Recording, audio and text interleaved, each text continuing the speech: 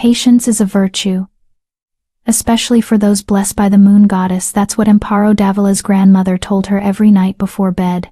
But Amparo would learn that patience means nothing when your own mate looks at you with disgust, when the pack treats you like a curse, and when the man destined to love you demands you prove your worth like some common liar. Because in a world where your wolf defines your value, being unable to shift doesn't make you patient, it makes you prey. Chapter 1. The Wolfless Shame. The spring equinox festival should have been magical. Amparo Davila stood at the edge of the Clearwater Pack's ceremonial grounds, watching wolves of every color dance under the full moon. Browns and grays and blacks, all magnificent, all whole. Their howls pierced the night sky, a symphony of belonging she'd never be part of. 23 years old, and still no wolf. Still lurking in the shadows, I see. The voice was silk wrapped around venom. Amparo didn't need to turn around to know who it was. Maricela Kidd, the pack's golden child. With her stunning silver wolf and her perfect shifting ability that manifested at 13 2 years earlier than normal. Everything about Maricela screamed chosen. Everything about Amparo whispered broken. I'm not lurking, Amparo said quietly, keeping her eyes on the celebration. I'm just watching. Watching what you'll never have? Maricela stepped closer, her expensive perfume mixing with the scent of pine and earth. How charitable of the Alpha to even let you attend. Most packs would have exiled a wolfless burden years ago. The words stung because they were true. Alpha Dante Higgins had indeed been charitable, or perhaps he simply pitied her too much to cast her out. Amparo was the orphaned granddaughter of the pack's most revered healer. After all, legacy offered some protection. Even if ability didn't. At least I'm useful, Amparo replied, finally meeting Maricela's ice-blue eyes. The infirmary needs me. Who else is going to treat the pack's wounded? Certainly not someone whose only talent is looking pretty while shifted. Maricela's expression darkened. Careful, Amparo. That sharp tongue of yours is the only weapon you have, and tongues can be cut out. Before Amparo could respond, a howl cut through the night, different from the celebration howls. This one was commanding, powerful, resonant with authority that made every wolf present fall silent and turn toward the forest line. The Alpha emerged first, his massive dark brown wolf leading the way. Behind him came the hunting party, and at its center, Amparo's heart stopped. The wolf was enormous, easily twice the size of any wolf she'd ever seen. His fur was the color of midnight, so black it seemed to absorb the moonlight rather than reflect it. Golden eyes swept across the gathered pack with an intensity that made seasoned warriors lower their heads in respect. But it wasn't his size or coloring that made Amparo's breath catch. It was the pull, like a rope tied around her ribs, yanking her forward. Like gravity had shifted and this stranger was the new center of the world. Like every cell in her body suddenly woke up and screamed him. Him. Him. No, she whispered. The massive black wolf shifted. The transformation seamless and breathtaking. Where the wolf had stood, now stood a man tall, broad-shouldered, with sharp features and black hair that fell just past his collar.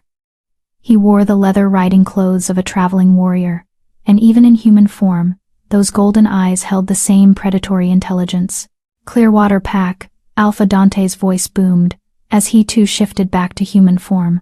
I present Gregory Conrad, Alpha of the Shadowmere Pack, here to discuss the Alliance Treaty. Gregory Conrad. Even his name sounded powerful. And then those golden eyes found her across the crowd, and Amparo knew with the certainty of the mate bond, that her life had just become infinitely more complicated. His nostrils flared. She watched his entire body go rigid, watched recognition flash across his face. The mate bond snapped into place like a physical thing, and for one perfect moment Amparo felt hope. Then his expression changed. Confusion first, then shock, then something worse, something that made her stomach drop like a stone. Disappointment. Gregory Conrad's eyes raked over her. From her plain homespun dress to her untamed dark curls, to her too thin frame that came from years of being last to eat, lowest priority, barely tolerated. She watched him take in every detail that marked her as lesser, as other, as wrong. Alpha Dante.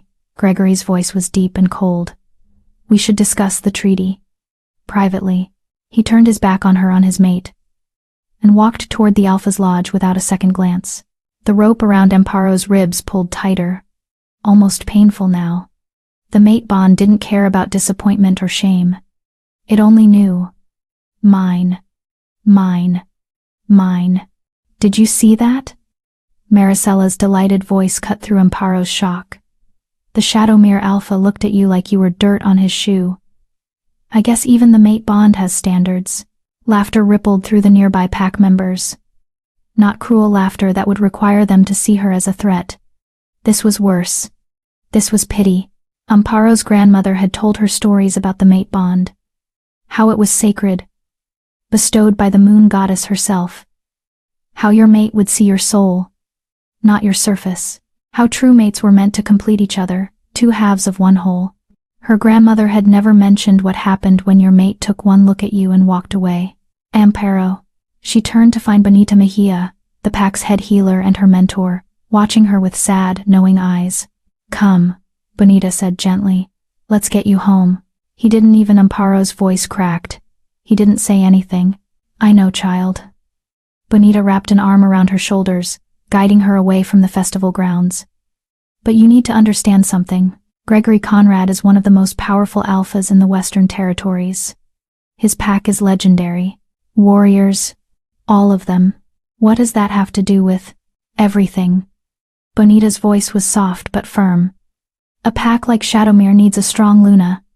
Someone who can fight, who can lead, who can produce powerful heirs. You're a healer, Amparo, and a gifted one. But you're also wolfless, Amparo finished bitterly. They reached the small cottage on the edge of Packlands, the healer's house where Amparo had lived since her grandmother's death 5 years ago. It was humble but comfortable, filled with dried herbs and medical texts and the lingering scent of sage.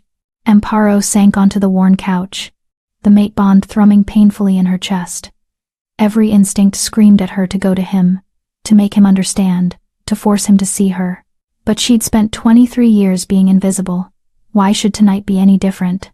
There are stories, Bonita said carefully, settling into the chair across from her. Old stories, from before even your grandmother's time. About wolves who don't shift until... Don't. Amparo held up a hand. Please don't give me hope. Every test, every ritual, every moon ceremony has come up empty. I'm wolfless, Bonita. That's not going to change because some alpha happens to be my mate. Happen to be? Bonita raised an eyebrow. The mate bond doesn't just happen, child. The moon goddess. The moon goddess has a cruel sense of humor then. Amparo stood abruptly, pacing to the window. Through the trees, she could still see the festival lights, could still feel him out there, a constant awareness, at the edge of her consciousness, pairing a powerful alpha with a defective omega. What's next? Should I just present myself to him so he can reject me officially, and we can both move on? Amparo. It's fine. She wasn't fine. Nothing about this was fine. I've been rejected by this pack my whole life. What's one more rejection? But even as she said it, Amparo knew it was a lie. The pack's rejection had hardened her, built walls around her heart, that nothing could breach. This was different. This was the one person in the entire world who was supposed to accept her unconditionally, and he'd looked at her like she was a mistake. Through the window, she watched a figure emerge from the Alpha's lodge. Even at this distance, she recognized Gregory Conrad's powerful form. He stood in the moonlight, head tilted back, and she could have sworn he was looking directly at her cottage. The mate bond pulled. Amparo turned away. I'm going to bed, she announced. Tomorrow I'll go back to the infirmary, back to healing people who can barely stand to look at me, and Gregory Conrad will sign his treaty and leave. And that will be that. And if it's not? Bonita asked quietly. If he comes looking for you. Amparo laughed, the sound hollow. Then I'll ask him to do me a favor and reject me quickly. Because hope is more painful than rejection ever could be. She climbed the narrow stairs to her small bedroom, every step making the mate bond protest. Her wolf, if she even had one, was notably silent. It had always been silent. Amparo lay in bed, staring at the ceiling, feeling Gregory Conrad's presence like a beacon in the darkness. Tomorrow, she decided, she would visit the Alpha and request permission to leave Packlands during the treaty negotiations. She could travel to the Eastern Territories, help with their recent outbreak of silver fever.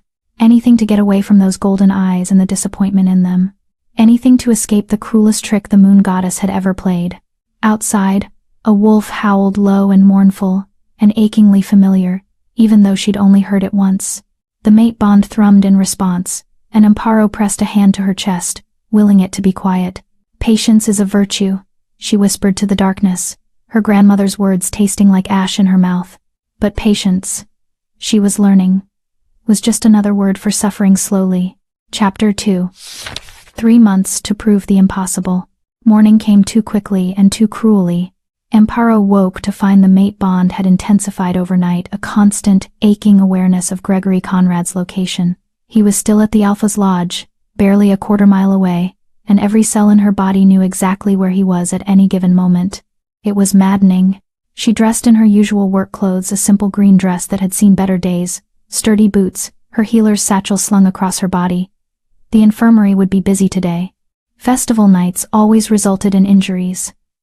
Sprained ankles from overzealous dancing, cuts from playful sparring that got too rough, hangovers that warriors swore were actual illnesses. Normal problems, manageable problems, not like the impossible problem of a mate who couldn't bear to look at her. Bonita was already gone when Amparo came downstairs, probably called to the Alpha's lodge for some early morning consultation. The older healer served as both medical advisor and occasional counselor to Alpha Dante, a position that required political delicacy Amparo had never quite mastered. She grabbed a piece of bread and an apple, eating quickly as she headed toward the infirmary. The morning air was crisp, carrying the scent of pine and the lingering traces of last night's bonfire. Pack members were already up and moving, warriors heading to training grounds, mothers herding children toward the schoolhouse, elders gathering for their morning council. Amparo, a young voice called out. She turned to see Luz Hull, one of the pack's teenage wolves, limping toward her. The girl's right ankle was swollen, already turning purple. "Let me guess," Amparo said, crouching to examine the injury. "You tried to jump the bonfire?" Luz had the grace to look embarrassed. "Camille dared me, and I almost made it." "Almost doesn't count when you're injured." Amparo gently probed the ankle, feeling for broken bones.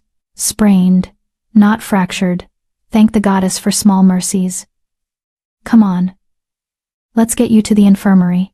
She helped Luz hobble down the path, supporting the girl's weight.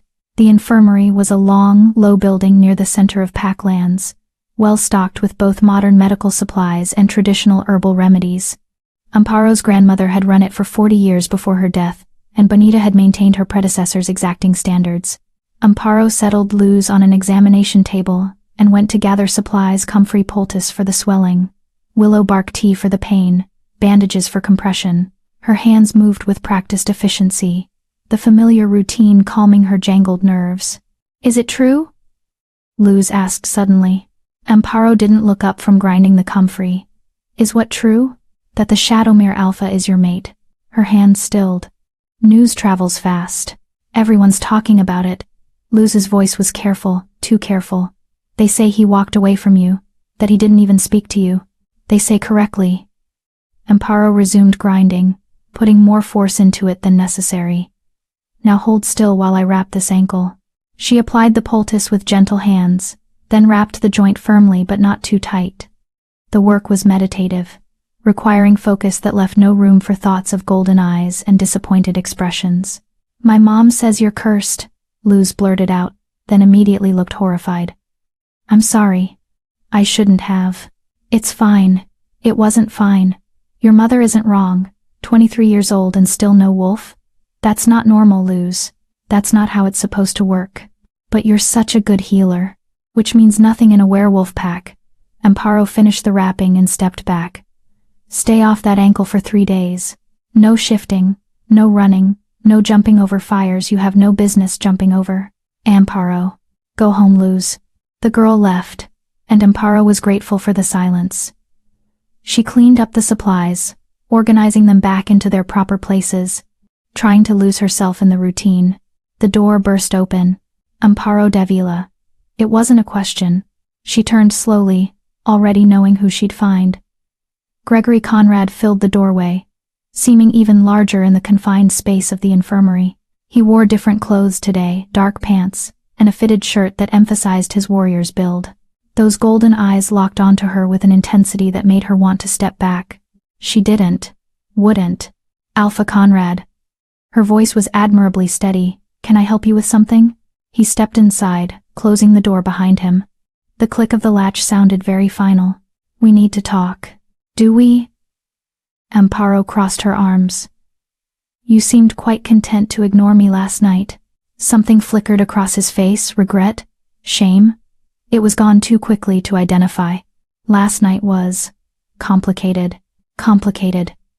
She laughed, the sound sharp. That's one word for it.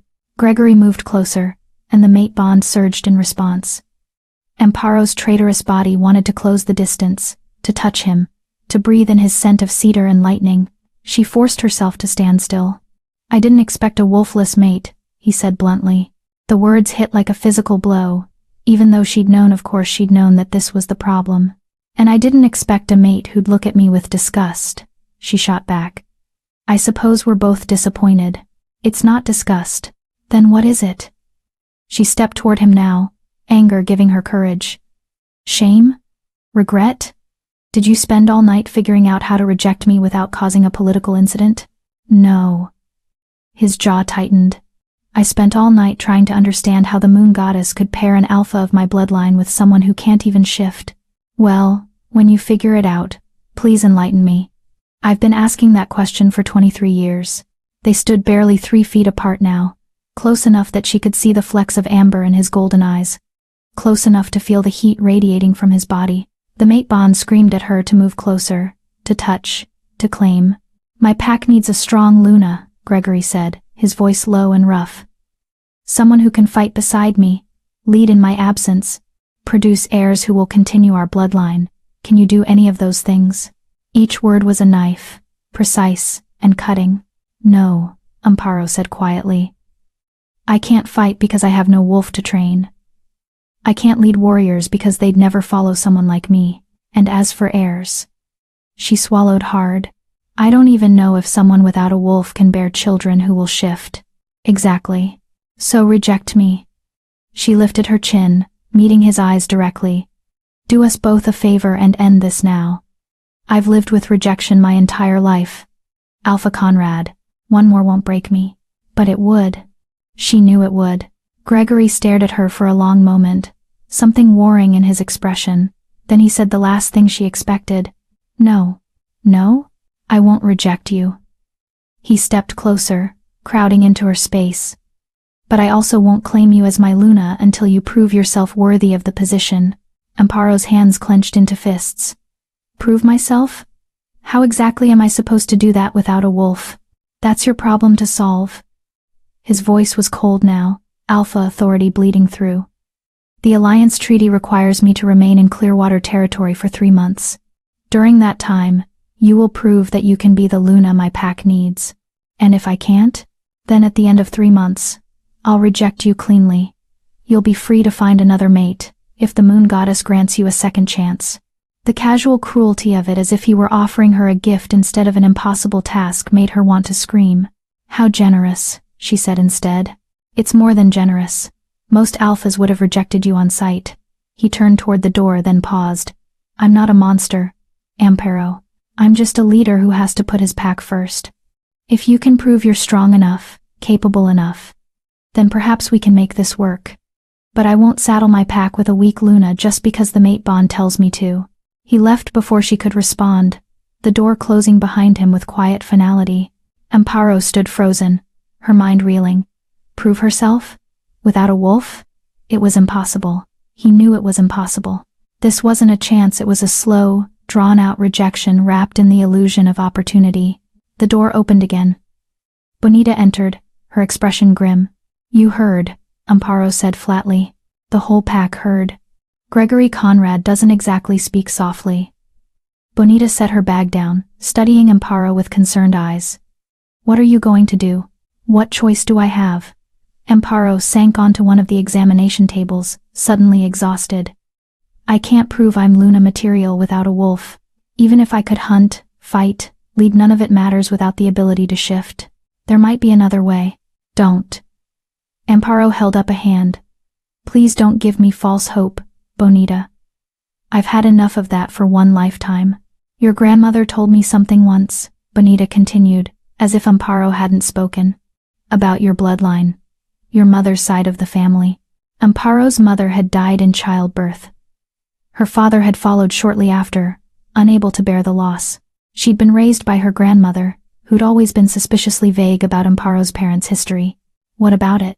She said your mother was special. That her wolf was different. Bonita chose her words carefully. She made me promise never to tell you unless it became necessary. Well, my mate demanding I prove my worth seems pretty necessary to me. Bonita moved to the infirmary's locked cabinet, the one that held the most valuable and dangerous remedies. She pulled out a small leather journal, its pages yellowed with age. This was your grandmother's. She kept records of everything, every patient, every treatment, every legend and story she deemed important. Bonita opened the journal, flipping to a page marked with a pressed white flower, including this. Amparo took the journal, reading her grandmother's familiar script. The White Wolf bloodline is ancient, dating back to the first packs. They are born once in a generation, marked by silver eyes and fur the color of fresh snow. Their power is unmatched, their healing abilities legendary. But their wolves are late bloomers. Some don't shift until their 25th year, others until a great trauma forces the change. Amparo carries this blood. If her wolf doesn't come naturally, it will come when she needs it most. The moon goddess protects her chosen daughters. Amparo looked up, her hands trembling. White wolf? I've never even heard of, because they're rare. So rare that most people think they're just legends. Bonita's voice was urgent now. But your grandmother believed it absolutely. She said your mother had silver eyes before her first shift. Do you remember what color your mother's wolf was? I never saw her wolf. She died before I was born. But your grandmother saw, and she told me once, when she'd had too much wine at winter solstice, that your mother's wolf was white as starlight and twice as powerful. Hope dangerous, terrible hope bloomed in Amparo's chest. So you're saying my wolf is just late? I'm saying there's a chance. A real chance. Bonita gripped her shoulders. Gregory Conrad wants proof you can be his Luna? Show him. Train like you have a wolf, study pack leadership, learn everything you can about what a Luna does, and maybe, just maybe, when the time comes, your wolf will answer. And if it doesn't, then you'll have spent 3 months becoming the strongest version of yourself. With or without a wolf. Bonita smiled. That's not nothing, child. Amparo clutched the journal to her chest, reading and rereading her grandmother's words, a white wolf. It sounded like something from a fairy tale. Too good to be true.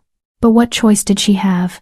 She could give up now, accept the slow rejection, spend 3 months watching Gregory Conrad prepare to walk out of her life.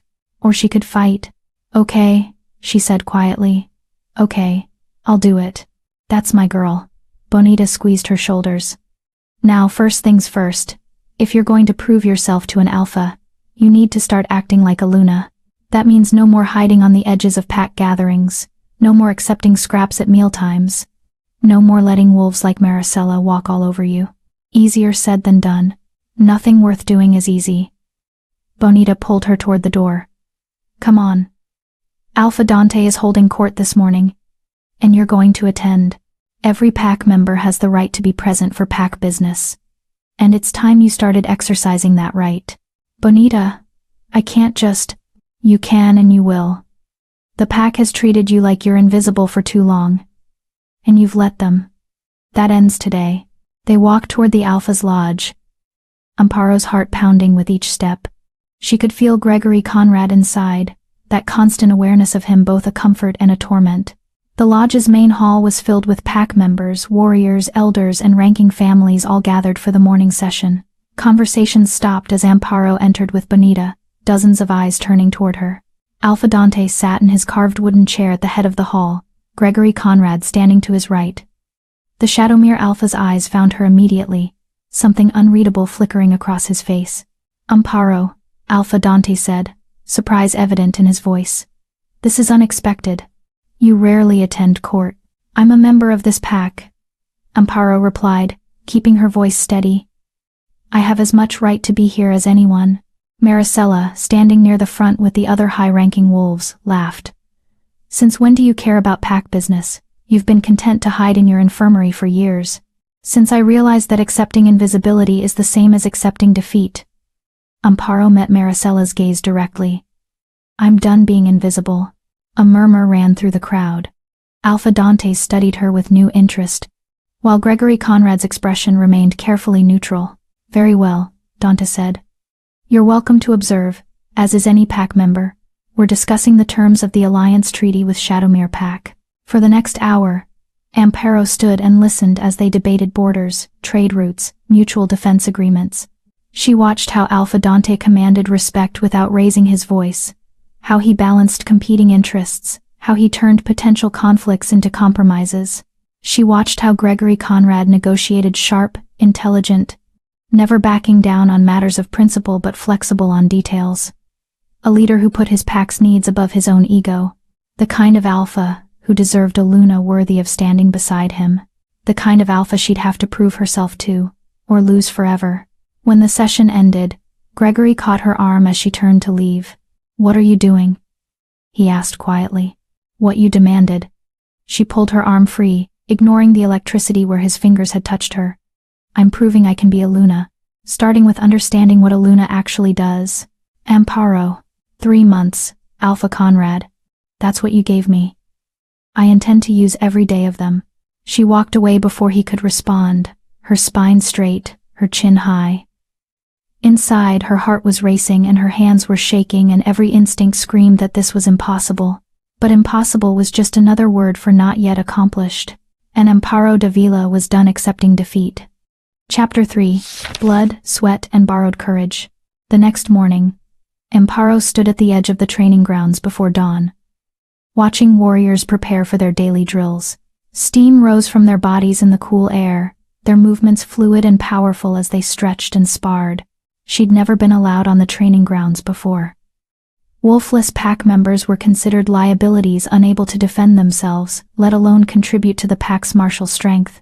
But if she was going to prove herself as Luna material, she needed to understand what warriors faced, what they valued, what made them follow a leader. You lost? A gruff voice asked. Ramon Nguyen, the pack's head warrior, approached with his arms crossed. He was built like a mountain solid, immovable, with scars that told stories of decades of battles. His brown eyes held no malice, just genuine confusion at her presence. No, Amparo said firmly. I'm here to train. Ramon blinked. Then he laughed a deep, booming sound that made several nearby warriors turn and stare. Train? Girl, you can't even shift. What exactly do you think you're going to train? Everything else. Amparo stepped forward, refusing to be intimidated. I can learn hand-to-hand combat, weapons training, strategy. A Luna needs to understand warfare even if she can't shift into battle herself. A Luna needs to lead warriors into battle, Ramon corrected. And no warrior is going to follow someone who can't keep up. Then I'll learn to keep up. He studied her for a long moment, something shifting in his expression. You're serious? Completely. Why? The question was genuine. You've avoided this place for 23 years. What changed? Why? Everything. Amparo thought. My mate looked at me like I was worthless, and I'm either going to prove him wrong or die trying. I'm tired of being weak, she said instead. Ramon considered this, then shrugged. Your funeral. But I'm not going easy on you, just because you're the healer. You want to train like a warrior. You'll be treated like one. I wouldn't expect anything less. Fine. Start with the obstacle course. 20 laps. Amparo looked at the course, a brutal series of walls to climb, ropes to swing from, trenches to cross. Warriors in their prime struggled to complete 5 laps. He wanted her to do 20.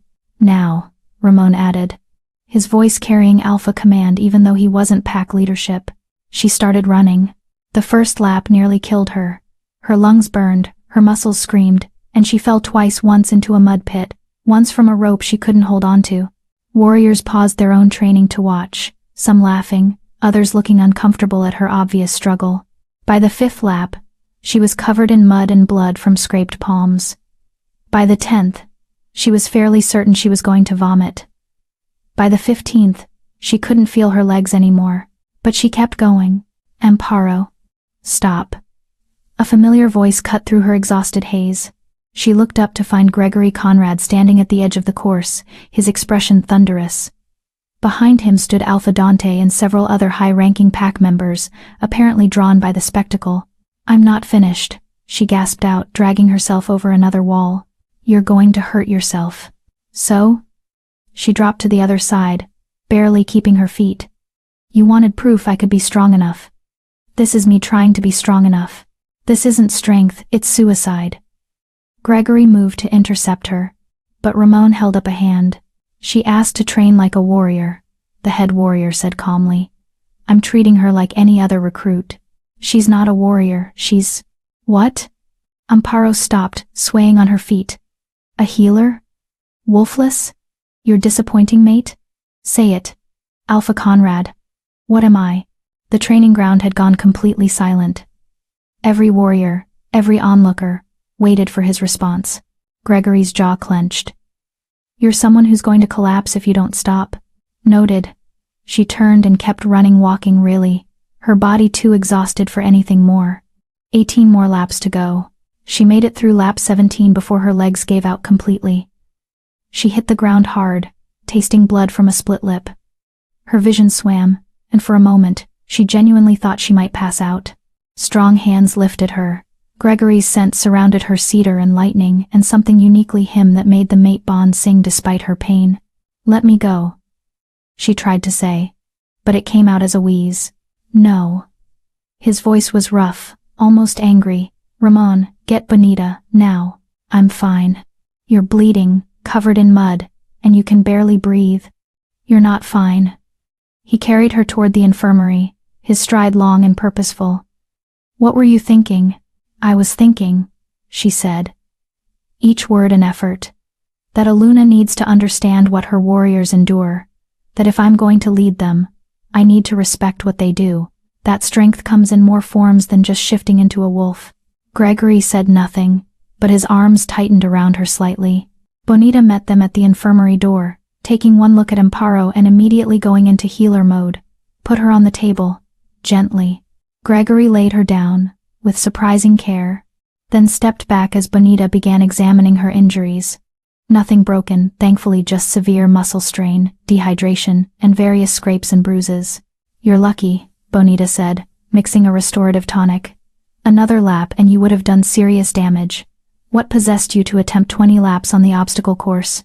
Ramon said. Ramon is a sadistic bastard who is testing to see if you'd quit. Bonita pressed the cup to Amparo's lips. Drink. All of it. The tonic tasted vile but worked quickly, easing some of the worst muscle pain. Amparo became aware that Gregory was still there, watching her with an expression she couldn't quite read. You can leave, she told him. I'm sure you have important alpha business to attend to. Why? The question was quiet. Why what? Why push yourself like this? You could have stopped at any point. Ramon would have understood. Would he? Amparo sat up slowly, ignoring Bonita's disapproving cluck. Or would he have dismissed me as weak, like everyone else in this pack does? So this is about pride? This is about proving I'm more than what everyone sees when they look at me. She met his golden eyes directly. You included. Something flickered across his face. Was that shame? Regret? Before she could identify it, Maricela burst through the infirmary door. Is it true? The silver wolf beauty's eyes glittered with malicious delight. Did you actually try to complete the warrior course? Oh, this is priceless. Playing warrior princess won't make you less wolfless, Amparo. Get out, Gregory's voice was pure alpha command, making Maricela physically recoil. I was just… out. Now. Maricela fled, but not before shooting Amparo a look of pure venom. Silence settled over the infirmary. Bonita busied herself organizing supplies, giving them space while remaining close enough to monitor her patient. You don't have to do this, Gregory said finally. I can reject you now. Cleanly. You wouldn't have to suffer trying to meet impossible standards. Is that what you want? Amparo's voice was steady despite the exhaustion pulling at her. An easy out? I want. He trailed off, running a hand through his black hair. I don't know what I want anymore. The mate bond tells me one thing. My duty to my pack tells me another. And you keep surprising me. How? Most wolves would have given up already. Would have accepted rejection rather than face this humiliation.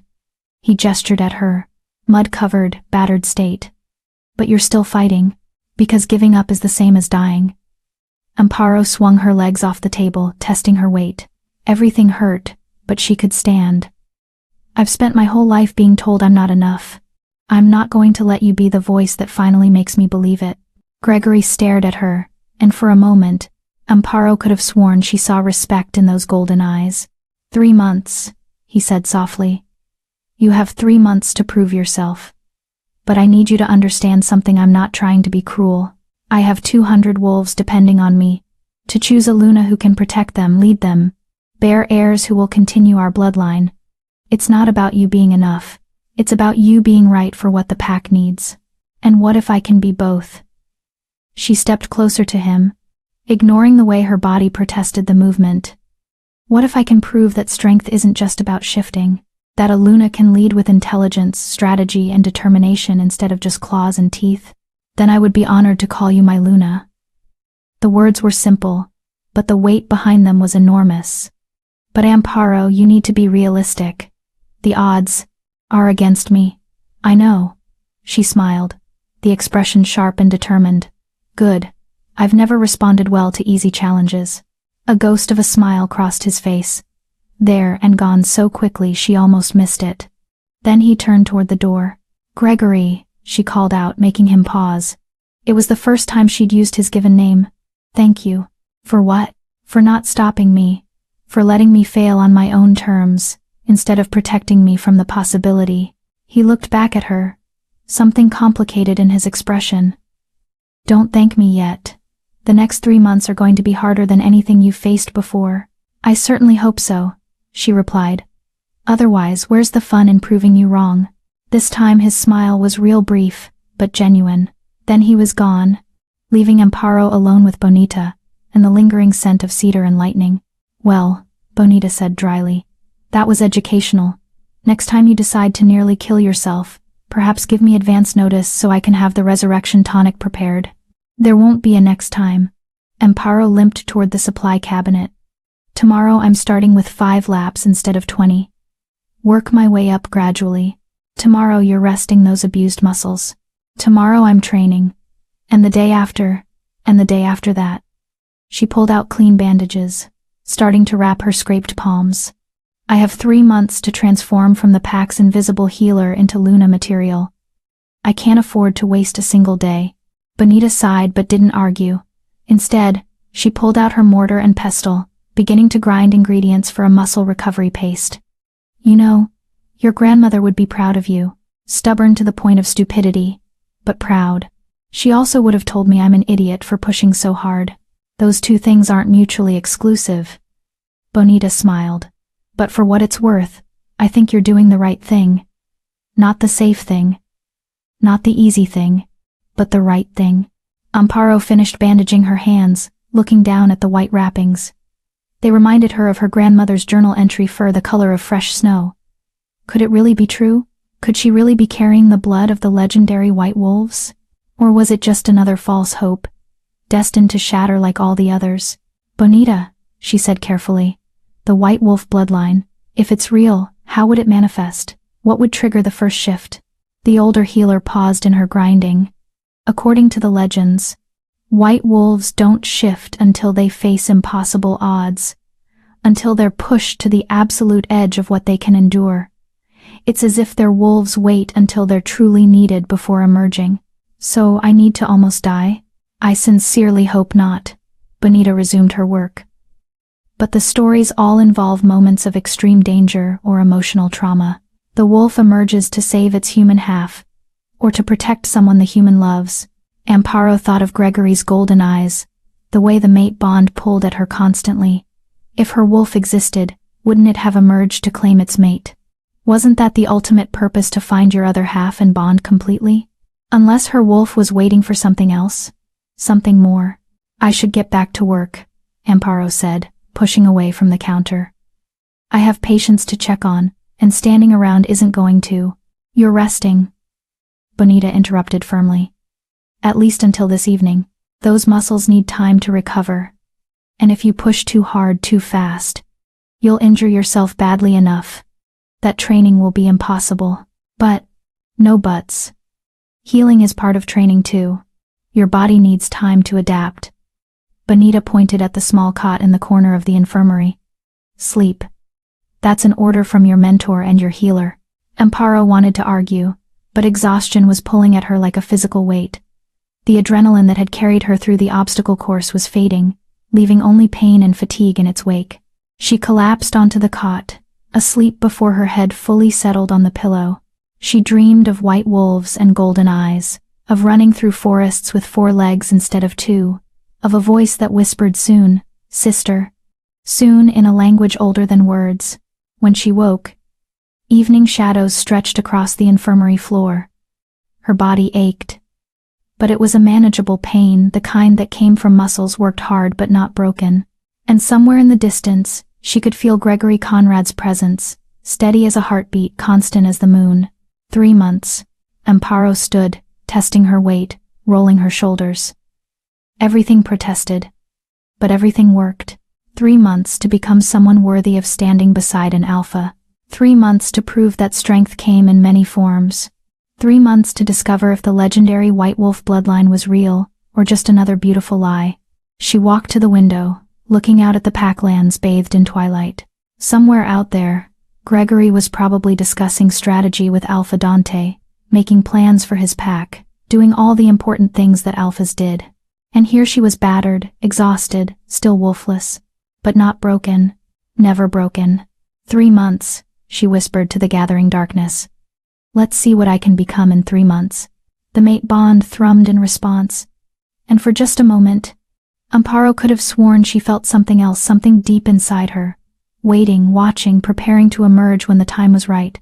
Soon, the feeling whispered. Soon. Chapter 4. When the wolfless speaks, alphas listen. 2 weeks passed in a blur of pain and progress. Amparo woke before dawn each day, her body protesting every movement, and dragged herself to the training grounds. Ramon had adjusted his expectations, not lowered them, she noticed, but made them more strategic. 5 laps instead of 20. Hand-to-hand combat drills focused on technique rather than brute strength. Weapons training with knives and staffs that didn't require shifted power to wield effectively. She was still the worst fighter on the training grounds by a significant margin. But she was improving. Better. Ramon grunted as she successfully blocked his strike, and countered with a knife thrust that would have hit his ribs if they were fighting for real. You're starting to think like a warrior, using speed and precision instead of trying to overpower your opponent. Hard to overpower anyone when you're half their size and have no supernatural strength. Amparo panted, wiping sweat from her face. Exactly. So you fight smart, instead of strong. He reset his stance.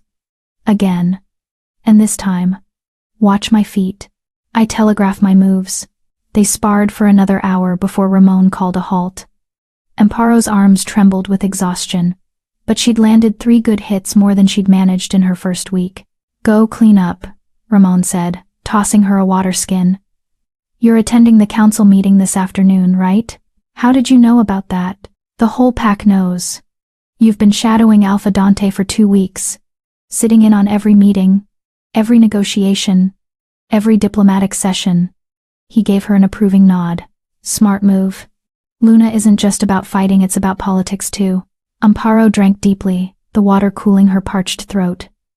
I'm trying to understand what leadership actually looks like, how alphas make decisions, how they balance competing needs, how they maintain authority without tyranny.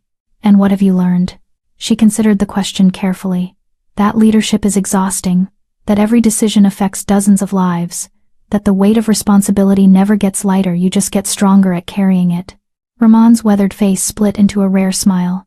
Now you're thinking like a Luna. Go on, you don't want to be late. Amparo hurried back to her cottage, washing quickly and changing into one of her better dresses, still simple, but clean and presentable. Bonita had helped her acquire several new outfits, insisting that if Amparo was going to attend council meetings, she needed to look the part. You can be practical, and still present yourself with dignity, Bonita had said while hemming one of the dresses. Besides, appearances matter in politics. Unfortunate, but true. The council chamber was already filling when Amparo arrived. She'd learned to arrive early, to take a seat near the back where she could observe without being obtrusive. Alpha Dante acknowledged her with a slight nod, his silent approval of her presence. Gregory Conrad entered moments later, and as always the mate bond flared to life. 2 weeks of proximity had done nothing to diminish the pull. If anything, it had grown stronger, more insistent, a constant awareness of his every movement and emotion. He took his usual place beside Alpha Dante, his golden eyes finding her across the room. Something had shifted in his gaze over the past 2 weeks. The disappointment had faded, replaced by something more complex: curiosity, perhaps, or cautious interest. Today's agenda, Alpha Dante began, concerns the eastern border dispute with the Riverside Pack. They claim our hunting parties have been crossing into their territory. Because we have been, Clifford Stevenson, one of the senior warriors, spoke up. The deer herds have shifted east this season. We follow the game, that's how hunting works. And Riverside says we're depleting their resources. Alpha Dante leaned forward. They're threatening to bring the matter before the Council of Alphas if we don't negotiate a resolution. Amparo listened as the council debated, some arguing for stronger borders, others suggesting a shared hunting agreement, still others wanting to simply ignore Riverside's complaints and dare them to escalate. If I may, she spoke up, her voice carrying across the chamber. Conversations stopped, heads turned. Alpha Dante raised an eyebrow but gestured for her to continue. The deer herds shift because they follow water sources during dry season, Amparo said, standing so everyone could see her. There's a creek that runs through both territories. It forms part of the border. If the creek is running low, the deer move to where water is more abundant. What's your point? Clifford asked. Not unkindly.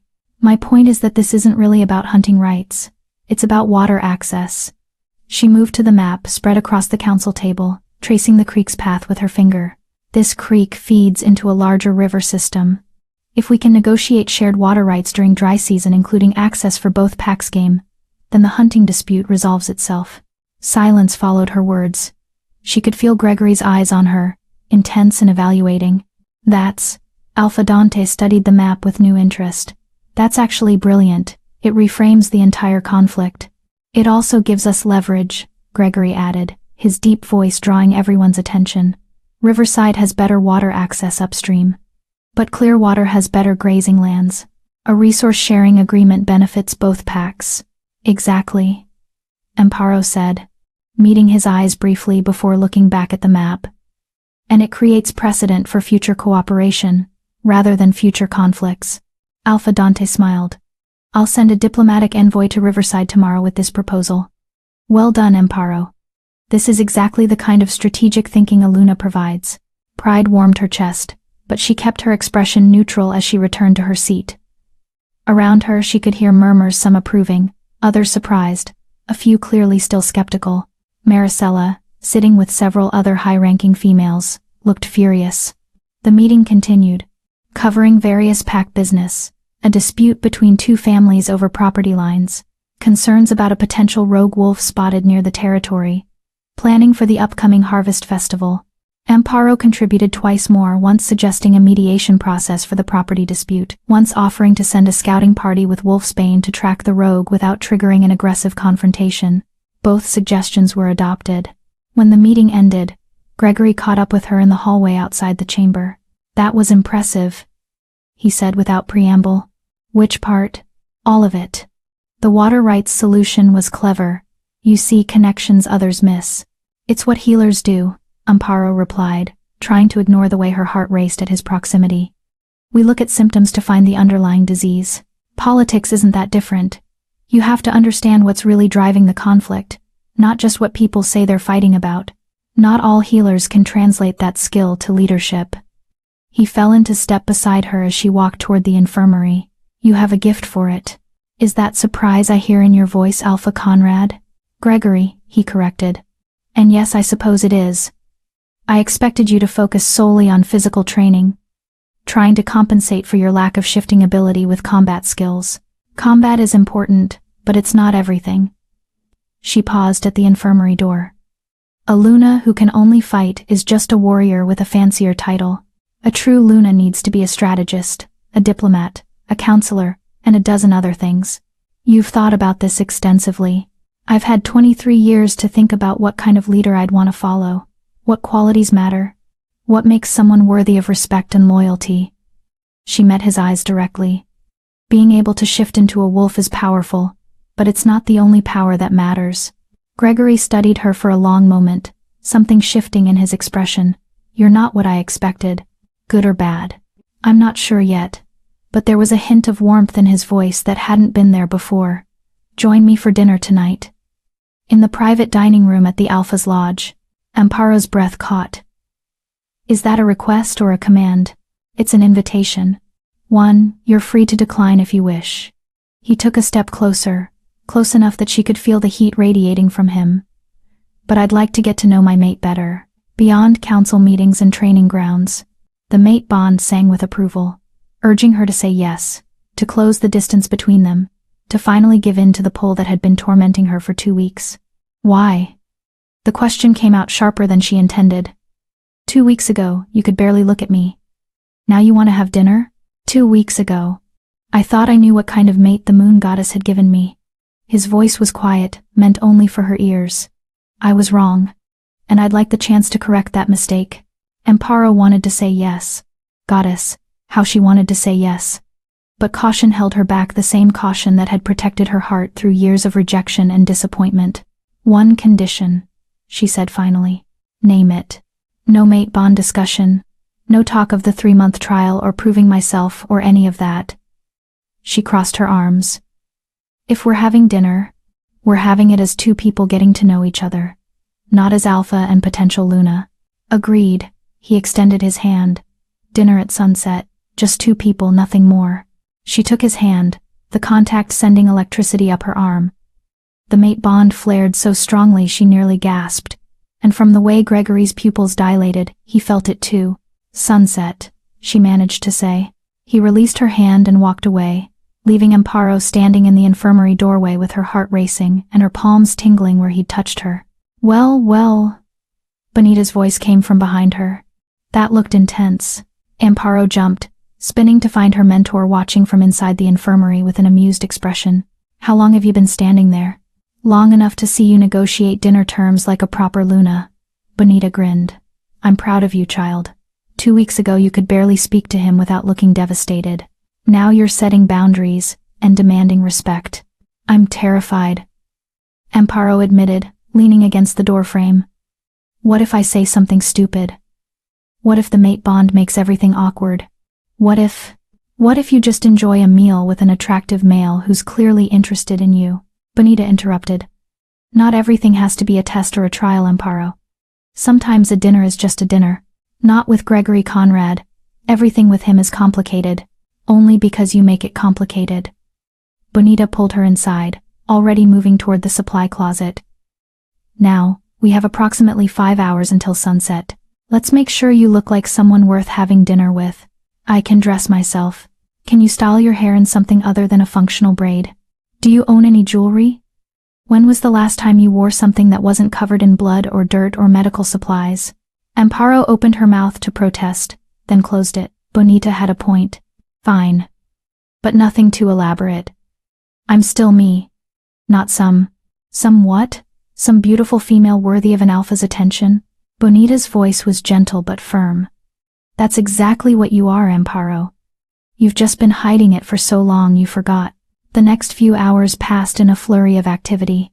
Bonita produced a dress Amparo had never seen, deep green silk that brought out the amber flecks in her dark eyes. It was simple but elegant, fitted enough to show she had a figure beneath her usual shapeless work clothes. Where did this come from? Amparo asked, running her fingers over the soft fabric. I had it made, just in case. Bonita smiled at her surprised expression. Did you think I didn't notice you attending council meetings, training with warriors, preparing yourself for Luna duties? I knew you'd need proper clothes eventually. Bonita also insisted on washing and styling Amparo's hair, leaving it loose in dark waves that fell past her shoulders. A touch of color on her lips, a simple silver necklace that had belonged to her grandmother, and suddenly Amparo barely recognized herself in the mirror. I look Beautiful, Bonita finished. You look beautiful, as you always have been, when you're not deliberately making yourself invisible. Amparo stared at her reflection.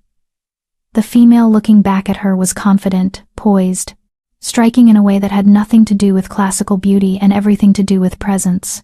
He's going to think I'm trying too hard, she said nervously. He's going to think you respect yourself enough to present yourself well. Bonita squeezed her shoulders. Now go. Be yourself. Be brilliant. And for the love of the moon goddess, try to have fun. The walk to the Alpha's lodge felt simultaneously too long and too short. Amparo's heart pounded with each step, the mate bond pulling stronger as she approached Gregory's location. The private dining room was small and intimate, a table set for two, candles providing soft lighting, windows open to let in the evening breeze. Gregory stood as she entered, and the look on his face made every nervous moment worthwhile. Amparo. Her name was barely a breath. You look different, she supplied, suddenly self-conscious. Stunning. He moved to pull out her chair, a gesture so unexpectedly courteous it caught her off guard. I've never seen you with your hair down. I usually keep it braided for practical reasons. She sat, acutely aware of his proximity as he pushed in her chair. Loose hair and medical work don't mix well. He took his seat across from her, and for a moment, they simply looked at each other. 2 weeks of stolen glances and formal interactions, and now, suddenly, they were alone together without the buffer of pack business or training grounds. Thank you for coming, Gregory said. I wasn't sure you would. I almost didn't. Honesty felt safer than pretense. I'm still not entirely sure what this is. Neither am I, he admitted. But I thought we should try to figure it out. A server entered with the first course, roasted vegetables and fresh bread, simple but well prepared. They ate in comfortable silence for a few moments before Gregory spoke again. Tell me about your grandmother. What? You mentioned her once, that she was the pack's healer before Bonita. I'd like to know more about her. He set down his fork. If we're getting to know each other, I want to understand where you come from. Amparo studied him, searching for signs of mockery or false interest. She found only genuine curiosity. She raised me after my parents died, she began slowly. She was fierce, brilliant. Everyone respected her, even the Alphas. When she walked into a room, people paid attention. But she couldn't protect me from being wolfless. Amparo picked at her bread.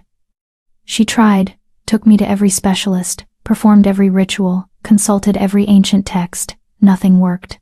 I think it broke her heart, watching me grow up different. Or maybe it didn't.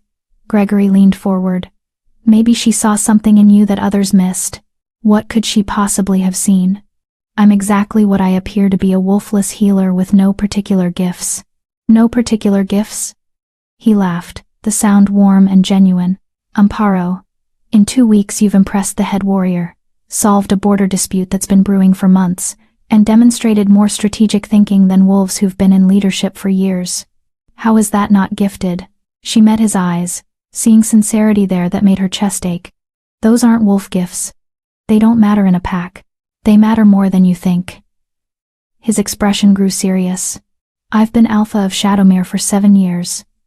In that time, I've seen strong warriors make terrible leaders and brilliant strategists save countless lives.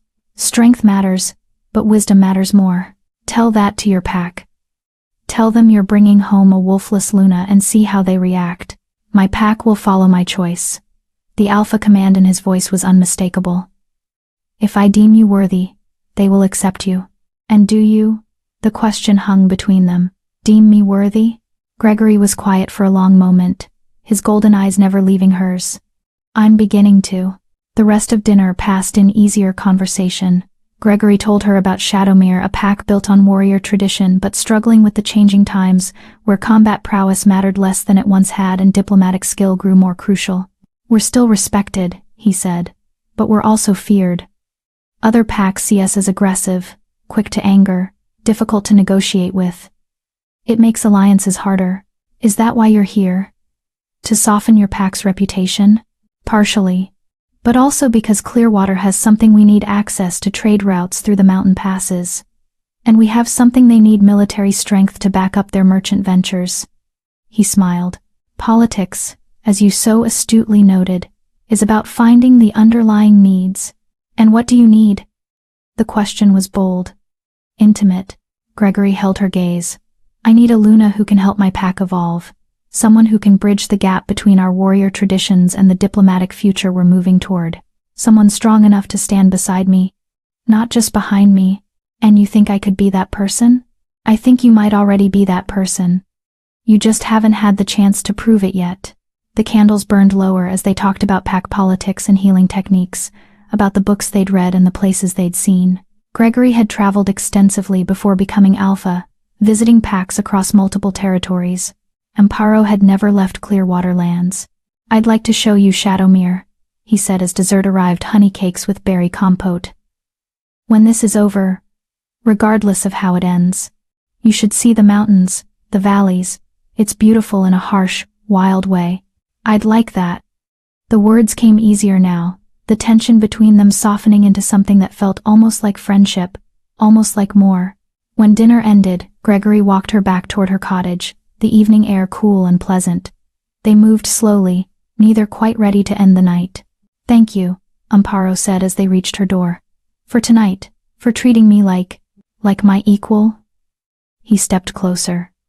That's what you are, Amparo. Mate bond or not, you've earned my respect these past 2 weeks. But not your acceptance. Not yet. No, he admitted. Not yet. I still need to know you can handle what being my Luna entails. The pressures, the dangers, the responsibilities. But I'm open to the possibility now in a way I wasn't before. I suppose that's progress. She smiled, and his breath caught slightly at the expression. You should smile more often, he said quietly. It transforms your whole face. The moment stretched between them, charged with possibility. The mate bond urged her to close the distance, to kiss him, to claim what was hers. But Amparo stepped back instead. Good night, Gregory. Disappointment flashed across his face, quickly masked. Good night, Amparo. She slipped inside, closing the door between them, leaning against it as her heart raced. She could still feel him on the other side, could hear his quiet sigh before his footsteps retreated. Bonita emerged from the back room, eyebrows raised in question. It went well, Amparo said before her mentor could ask. Just well? He said he respects me, that he's beginning to think I might be worthy. She touched her lips, remembering how close they'd been. But he still needs proof. Then we'll give him proof. Bonita smiled. One step at a time, child. One step at a time. That night, Amparo dreamed of white wolves again.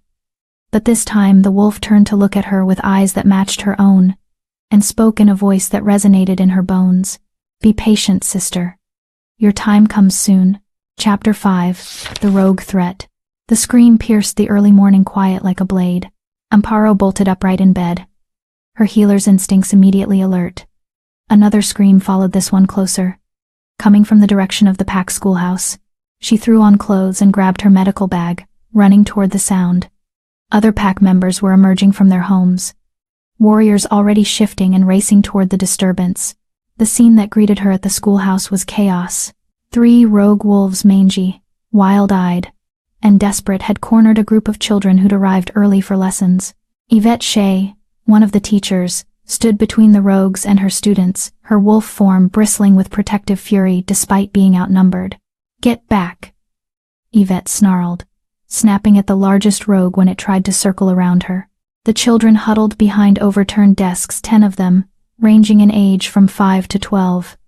Too young to shift effectively, too terrified to run. One girl, no more than 6 years old, was crying silently, blood streaming from a gash on her arm where a rogue had gotten too close. Warriors were converging on the schoolhouse, but they'd have to be careful. One wrong move and the rogues might attack the children directly. Amparo's mind raced. She couldn't fight, couldn't shift, couldn't physically protect anyone. But she could think. The rogues were clearly starving, their ribs showed through matted fur, their movements jerky with desperation. They weren't here to kill. They were here for food, and they'd stumbled onto the schoolhouse by accident. Don't attack, Amparo shouted to the approaching warriors. They're starving. If you threaten them, they'll panic and the children will get hurt. Ramon, in his massive brown wolf form, skidded to a halt. His eyes found hers, questioning her judgment, even as his body tensed for battle. Amparo ran to the storage shed beside the schoolhouse, the one where they kept supplies for pack meals. She grabbed 3 large cuts of raw venison, her hands shaking but her mind clear. "Amparo, what are you doing?" Bonita had arrived, her medical bag in hand. "Giving them what they want." Amparo walked slowly toward the schoolhouse, holding the meat in front of her. "Hey, over here!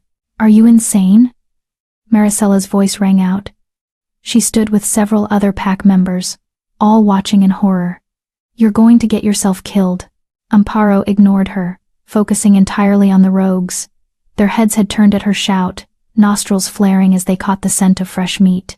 "That's right," she said, keeping her voice calm and steady. "Food. Real food. You don't need to hurt anyone.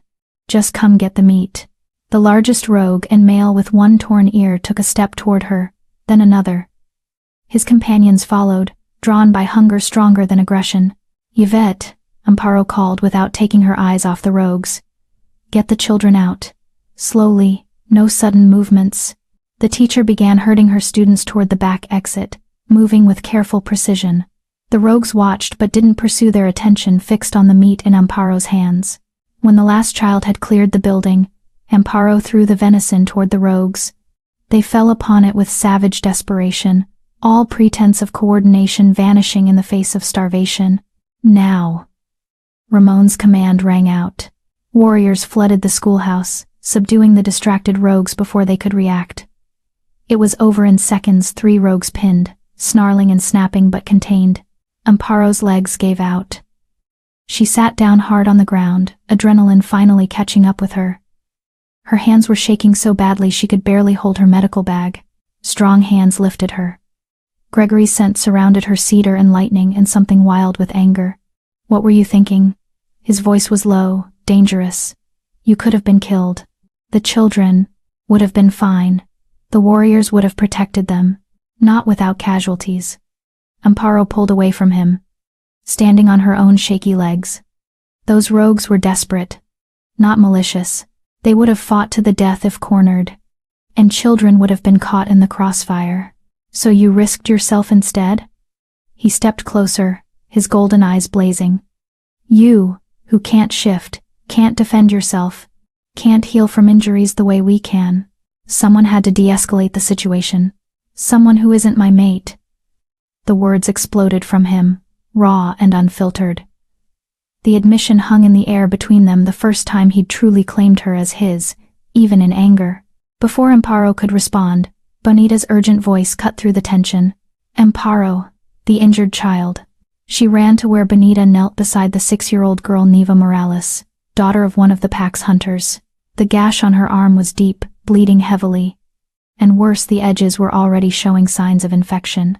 Rogue bites were notoriously toxic, their saliva carrying bacteria from poor diet and lack of pack healing. "Silver fever," Amparo said immediately, recognizing the telltale discoloration around the wound. "The rogue's bite introduced infection. We need to get her to the infirmary now." They carried little Neva at a run, Amparo barking orders as they moved. "Bonita, prepare a purification bath, hot water. Sage, yarrow, and silver root. We need to draw out the infection before it reaches her bloodstream." At the infirmary, they worked with practiced efficiency. Amparo cleaned the wound with solutions that made Neva scream and cry, but there was no gentle way to do this. Silver fever could kill a child in hours if left untreated. "You're doing so well, sweetheart," Amparo murmured as she stitched the wound closed. "So brave." Almost done. Gregory stood in the doorway, watching. His expression was unreadable, but the mate bond thrummed with turbulent emotion, anger, fear, something that felt almost like pride. 2 hours later, Neva's fever had broken. The silver fever was contained, the wound properly cleaned and dressed. She'd carry a scar, but she'd live. "Thank you," Neva's mother sobbed, clutching Amparo's hands. "You saved my baby. Those rogues would have, and you just walked right up to them." "Any healer would have done the same," Amparo said, exhaustion pulling at her. "No." Alpha Dante's voice came from the doorway. He stood beside Gregory, his expression grave.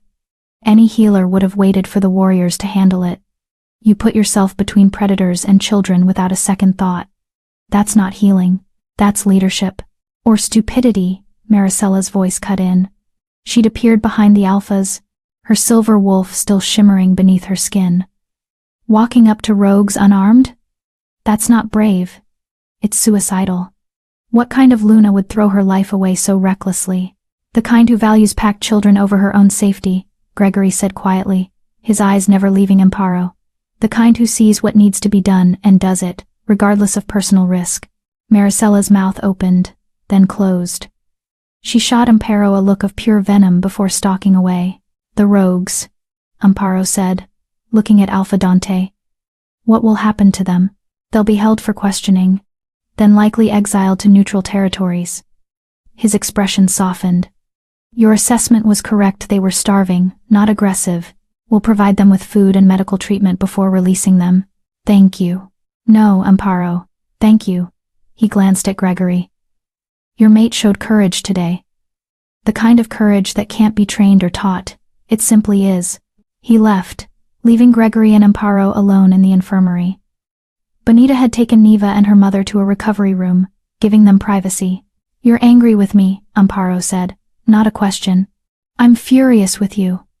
Gregory moved closer, his movements controlled but tense. Do you have any idea what it felt like? Sensing your fear through the mate bond, racing to the schoolhouse, finding you walking toward 3 feral rogues like you were taking a casual stroll. I knew what I was doing. You knew nothing. His control cracked. You're not invulnerable, Amparo. You can't heal from massive trauma. A rogue bite could have killed you, and I would have had to watch my mate die before I ever really knew her. The raw emotion in his voice stopped her protests. I'm sorry, she said quietly. I wasn't trying to be reckless. I was trying to save the children the only way I knew how. I know. He ran both hands through his hair. A gesture of frustration she was learning meant he was struggling with conflicting emotions. That's what makes it worse. You weren't being reckless, you were being exactly what a Luna should be, putting pack before self, making the hard choice, leading through crisis. So you're angry that I did the right thing? I'm angry that the right thing almost got you killed. He stepped close enough to touch, his hand rising as if to cup her face, then falling away. I'm angry that I care more about your safety than I expected to, that the thought of losing you terrifies me when I'm supposed to be evaluating you objectively. Amparo's breath caught. Gregory, you're changing everything. He continued, the words tumbling out like a confession. My expectations, my plans, my ability to maintain distance. Every day you do something that makes me realize how wrong I was about you, how blind. I'm still wolfless, she reminded him, though her heart was racing. That hasn't changed. No. But maybe it doesn't matter as much as I thought it did. His golden eyes held hers. Maybe strength comes in forms I was too narrow-minded to recognize. The mate bond sang between them, urging them closer. This time, Amparo didn't pull away when his hand rose to cup her cheek. His palm was warm, calloused from weapon work, gentle despite his obvious strength. You're remarkable, he said softly. Frustrating and reckless, and absolutely remarkable. High praise from someone who wanted proof of my worth. You're proving it. Every single day. His thumb brushed across her cheekbone. I'm starting to think I'm the one who needs to prove worthy of you. Before Amparo could respond, a commotion outside interrupted the moment. Voices raised in alarm, the sound of running feet. They rushed to the window. In the distance, smoke rose from the southern border, thick, black, clearly not a controlled burn. Fire, Gregory said, his alpha instincts immediately taking over. That's near the patrol station. They ran outside to find Ramon already organizing warriors. The southern station is under attack, he reported. Not rogues, something worse. Bruno Maze's patrol team activated the emergency beacon before going silent. How many warriors were stationed there? Gregory demanded. 5. All experienced fighters. Ramon's face was grim. Whatever took them out did it fast. I'm going, Gregory said, already moving toward the forest. As am I, Alpha Dante declared, emerging from his lodge with his beta and several senior warriors. Take me with you, Amparo said. Absolutely not. Gregory's voice was flat, leaving no room for argument. You're staying here where it's safe. If there are injured warriors, they'll need medical attention immediately. Field medicine could mean the difference between life and death. I'll go, Bonita offered. I have more experience with battlefield healing. You have a bad hip that slows you down on rough terrain, Amparo countered. I'm faster, younger, and I won't slow the warriors down. Gregory looked ready to refuse, but Alpha Dante intervened. She has a point. If our warriors are injured, every second counts. Amparo comes. But that's my final decision.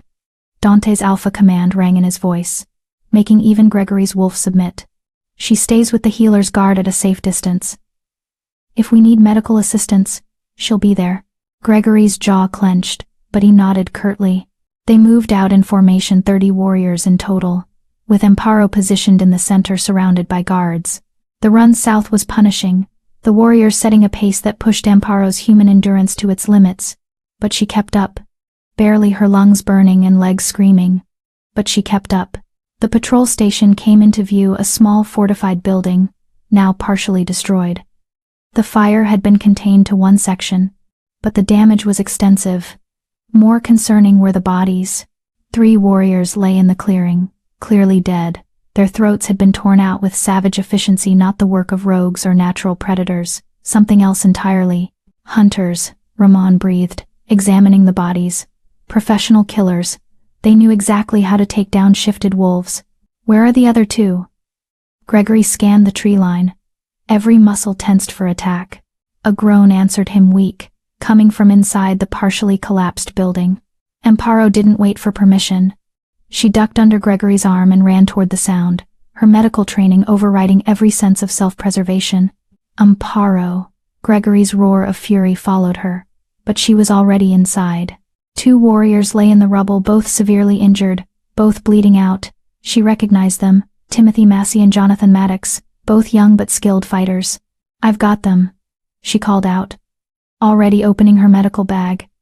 They're alive but critical. Warriors poured in behind her, helping clear debris while she worked. Jonathan had a collapsed lung, she could tell from his labored breathing, and the asymmetry of his chest movement. Timothy's femoral artery had been nicked, not severed, thankfully, but bleeding heavily enough to be life-threatening. Her hands moved with practiced certainty.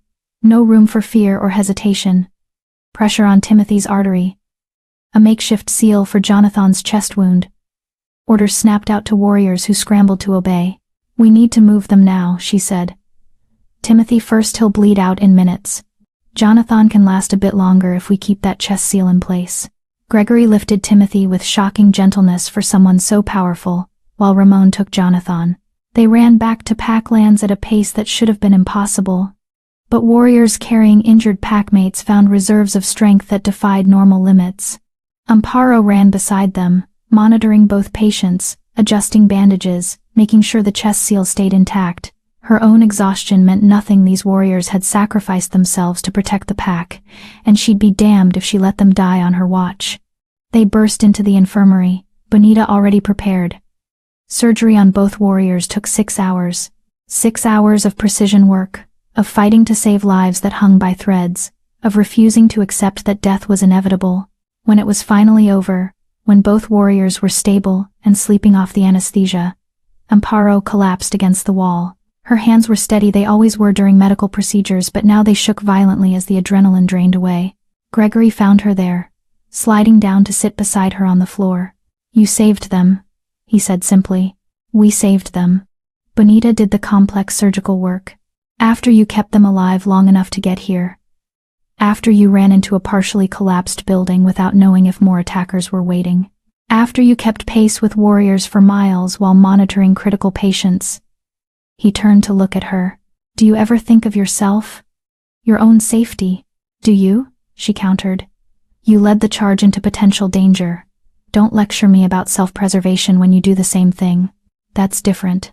I'm an alpha. I'm trained for combat. I can heal from injuries that would kill you. And I'm a healer. I'm trained for saving lives. I can't live with myself if I let people die because I was too afraid to act. She met his eyes. We're not so different, Gregory. You lead your pack into battle. I lead my patients back from death. Both require courage. Both require sacrifice. He stared at her for a long moment, then did something completely unexpected. He laughed. A real laugh. Warm and genuine and filled with something that sounded like wonder. "You're right," he said. "Goddess help me, you're absolutely right. We're not different at all." He pulled her against his side, and this time, she let herself lean into him. The mate bond hummed with contentment, and for just a moment, Amparo let herself imagine this was real. That he wasn't testing her, evaluating her, waiting for her to fail. That he was simply her mate, and she was simply his. "The hunters will be back," Gregory said quietly, breaking the moment. "This was a coordinated attack, and they targeted our patrol station specifically. Someone is testing our defenses. Do you know who? I have suspicions. There are packs who'd benefit from weakening Clearwater, who'd prefer this alliance with Shadowmere never happened." His arm tightened around her. "It's going to get worse before it gets better. Then we'll face it together." The words came out before she could stop them. Gregory looked down at her, something shifting in his golden eyes. "Yes," he said softly, "together." Outside, the sun was setting on another day. Another day of proving herself, of fighting for acceptance, of becoming something more than what everyone expected. Another day closer to either claiming her mate or losing him forever. But right now, sitting beside him in the quiet infirmary, watching two warriors she'd saved breathe steadily in their recovery beds, Amparo let herself feel something dangerous. She let herself feel hope. Chapter 6. The Challenge That Changes Everything. Word of the hunter attack spread through the pack like wildfire. By morning, everyone knew that Amparo had run into danger to save injured warriors, that she'd kept them alive through sheer skill and determination, that 2 pack members owed their lives to the wolfless healer. The shift in how people looked at her was subtle but unmistakable. Warriors nodded respectfully when she passed. Families stopped her to express gratitude. Even wolves who'd ignored her for years suddenly acknowledged her presence. But not everyone was pleased. "It's pathetic, really," Maricella's voice carried across the dining hall during breakfast. She sat with her usual circle of admirers, high-ranking females who hung on her every word. One lucky save and suddenly she thinks she's Luna material, as if healing a couple of warriors erases the fact that she can't shift. Amparo kept her eyes on her food, refusing to take the bait. She'd learned long ago that engaging with Maricela only fed the other woman's cruelty. "I heard she nearly got herself killed running into that building," one of Maricela's friends added. "Reckless stupidity, not bravery." Exactly. A real Luna would have shifted and fought the hunters herself, instead of hiding behind warriors like a coward. Gregory's hand slammed down on the table, making dishes jump. He'd been sitting across from Amparo, and the sudden fury in his golden eyes made several nearby wolves flinch. "That's enough," he said, his voice deadly quiet but carrying alpha command that made Maricella's wolf whimper in submission. You were just insulting my mate. In my presence, in front of the entire pack." He stood, his full height and power on display. "Would you like to repeat those accusations to my face, Maricela? Tell me again how saving pack members is cowardice." Maricella's face went white. "Alpha Conrad, I didn't mean—" "You meant exactly what you said. You always do." His eyes swept across the dining hall, landing on every wolf present. "Let me make something clear. Amparo Davila has shown more courage in the past 3 weeks than most warriors show in a lifetime. She's proven herself as a healer, a strategist, and a leader. Anyone who questions her worth questions my judgment. Is that understood?" Silence answered him, the heavy, absolute silence of wolves, recognizing true alpha authority. "I asked if that was understood," Gregory repeated, power bleeding into every word. A chorus of "yes, alpha," rippled through the hall. "Good." He turned back to Amparo, his expression softening slightly. "Finish your breakfast. We have training this morning." But Amparo had lost her appetite. The public defense should have felt good validation that she'd craved for years. Instead, it felt hollow. Gregory was defending her because she was his mate, not because he truly believed in her worth. Or was that unfair? He just called her courageous in front of the entire pack, praised her as a healer and leader. When had his words shifted from reluctant acknowledgement to genuine praise? She couldn't tell anymore. The mate bond made everything confusing, muddling her ability to distinguish between real emotion and wishful thinking. You didn't have to do that, she said quietly once they'd left the dining hall. Yes, I did. I won't tolerate disrespect toward my mate. Your potential mate, she corrected. You still have 6 weeks to decide if I'm worthy, remember? Gregory stopped walking, turning to face her. Amparo, don't. She held up a hand. Don't tell me things have changed if you're still keeping me at arm's length. Don't defend my honor in public if you're still testing me in private. I can handle Maricella's cruelty. What I can't handle is mixed signals from you. What do you want from me? The question was raw, frustrated. I'm trying to be fair to both of us to give this a real chance, while still being responsible to my pack. What more can I do?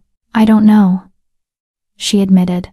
But defending me because I'm yours feels different than defending me because you actually believe I'm worthy. One is possession. The other is respect. She walked away before he could respond, heading toward the infirmary where things made sense, where she knew her value, knew her purpose, knew exactly where she stood. Bonita looked up as she entered, taking in Amparo's expression with knowing eyes. Trouble with the Alpha? Trouble with everything. Amparo began organizing medical supplies, a mindless task that required just enough focus to quiet her racing thoughts. He defended me in the dining hall, publicly claimed me as his mate, threatened anyone who disrespected me. That sounds positive. It felt possessive, like he was defending his property, not his partner. She set down a jar of salve, harder than necessary. I can't tell if he's actually starting to accept me or if he's just protecting his pride as an alpha. Maybe it's both. Bonita moved to help with the organizing. People are complicated, child. Especially alphas who've been trained to put duty before emotion. He can be protective of you as his mate, while also genuinely respecting what you've accomplished. Can he? Because from where I'm standing it feels like he wants to keep me safe in a cage while I'm trying to prove I can fly. Before Bonita could respond, the infirmary door burst open. Clinton Ramsey, one of the senior warriors, stood in the doorway with an expression that meant trouble. Amparo, Alpha Dante needs you in the council chamber. Now. Her stomach dropped. What's wrong? Just come, quickly. The council chamber was packed when she arrived, every ranking pack member present. The atmosphere tense with barely contained conflict. Alpha Dante sat in his chair looking grim, Gregory standing beside him with his jaw clenched. And in the center of the room, looking far too pleased with herself, stood Maricela. Ah, there she is, Maricela said sweetly. The pack's miracle worker. What's this about? Amparo demanded. A challenge, Alpha Dante said heavily. Maricela has formally challenged your right to pursue the Luna position. Amparo's blood ran cold. On what grounds? On the grounds that you're wolfless and therefore fundamentally unfit to be Luna of any pack, let alone one as powerful as Shadowmere. Maricela stepped forward, her confidence absolute. According to pack law, any high-ranking female can challenge a potential Luna's worthiness. The challenge is traditionally settled through combat wolf against wolf, strength against strength. That's not possible, Amparo said flatly. I can't shift. You know I can't shift. Exactly my point. Maricela's smile was razor sharp. You can't even meet the most basic requirement of pack membership, let alone Luna status. This is a mercy. Really. Better to expose your inadequacy now than wait for you to fail Gregory's pack when it truly matters. This is ridiculous. Gregory's voice cut through the room like a whip. Amparo has proven herself in every other capacity, has she? Maricela turned to address the assembled wolves. She's a skilled healer. I'll grant you that. But a Luna must be able to fight beside her alpha. Must be able to shift and lead warriors into battle. Must be able to produce strong heirs, who carry the pack's bloodline forward. Can she do any of those things? Murmurs rippled through the crowd, some agreeing, others uncertain, a few looking distinctly uncomfortable with the entire situation. The law is clear, Maricela continued. A challenge has been issued. It must be answered or conceded. Those are the only options. There has to be another way, Gregory said, but Amparo could hear the uncertainty in his voice. He knew pack law as well as anyone. Challenges were sacred tradition, dating back centuries. There is. All eyes turned to Amparo. She stepped forward, her chin raised, refusing to show the fear coursing through her veins. I accept the challenge. But I propose an alternative to combat. The law specifies combat. Maricela began. The law specifies a contest that demonstrates Luna-worthy qualities. Amparo interrupted, her voice steady. Combat is traditional, but not mandatory. I propose a series of trials instead, each one testing different aspects of Luna leadership. Combat, yes, but also strategy, healing, diplomacy, and wisdom.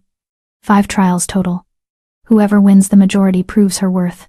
Silence fell as the council considered her proposal. That's actually within legal bounds. Denver Schmidt, the PAC's lawkeeper, spoke up. The old texts mention alternative challenge formats for special circumstances. A wolfless challenger would certainly qualify as special circumstances. This is absurd, Maricela protested. I issued a combat challenge, which I'm accepting, along with 4 additional trials. Amparo met her eyes directly. Unless you're afraid to compete on anything other than physical strength, scared that in matters of intelligence, strategy, and actual leadership skill, you might not measure up? Maricela's face flushed with anger. Fine. 5 trials. Combat, strategy, healing, diplomacy, and wisdom. We'll see how your supposed skills measure up when the stakes are real. Agreed. Amparo turned to Alpha Dante. I request that the trials be overseen by neutral judges. 1 from Clearwater, 1 from Shadowmere, and 1 from a neutral PAC. Approved, Dante said, looking both impressed and concerned. The trials will take place over 5 days, 1 trial per day. The first trial combat will be held tomorrow at noon. The council dispersed, leaving Amparo standing in the chamber with her heart pounding and her mind racing. What had she just done?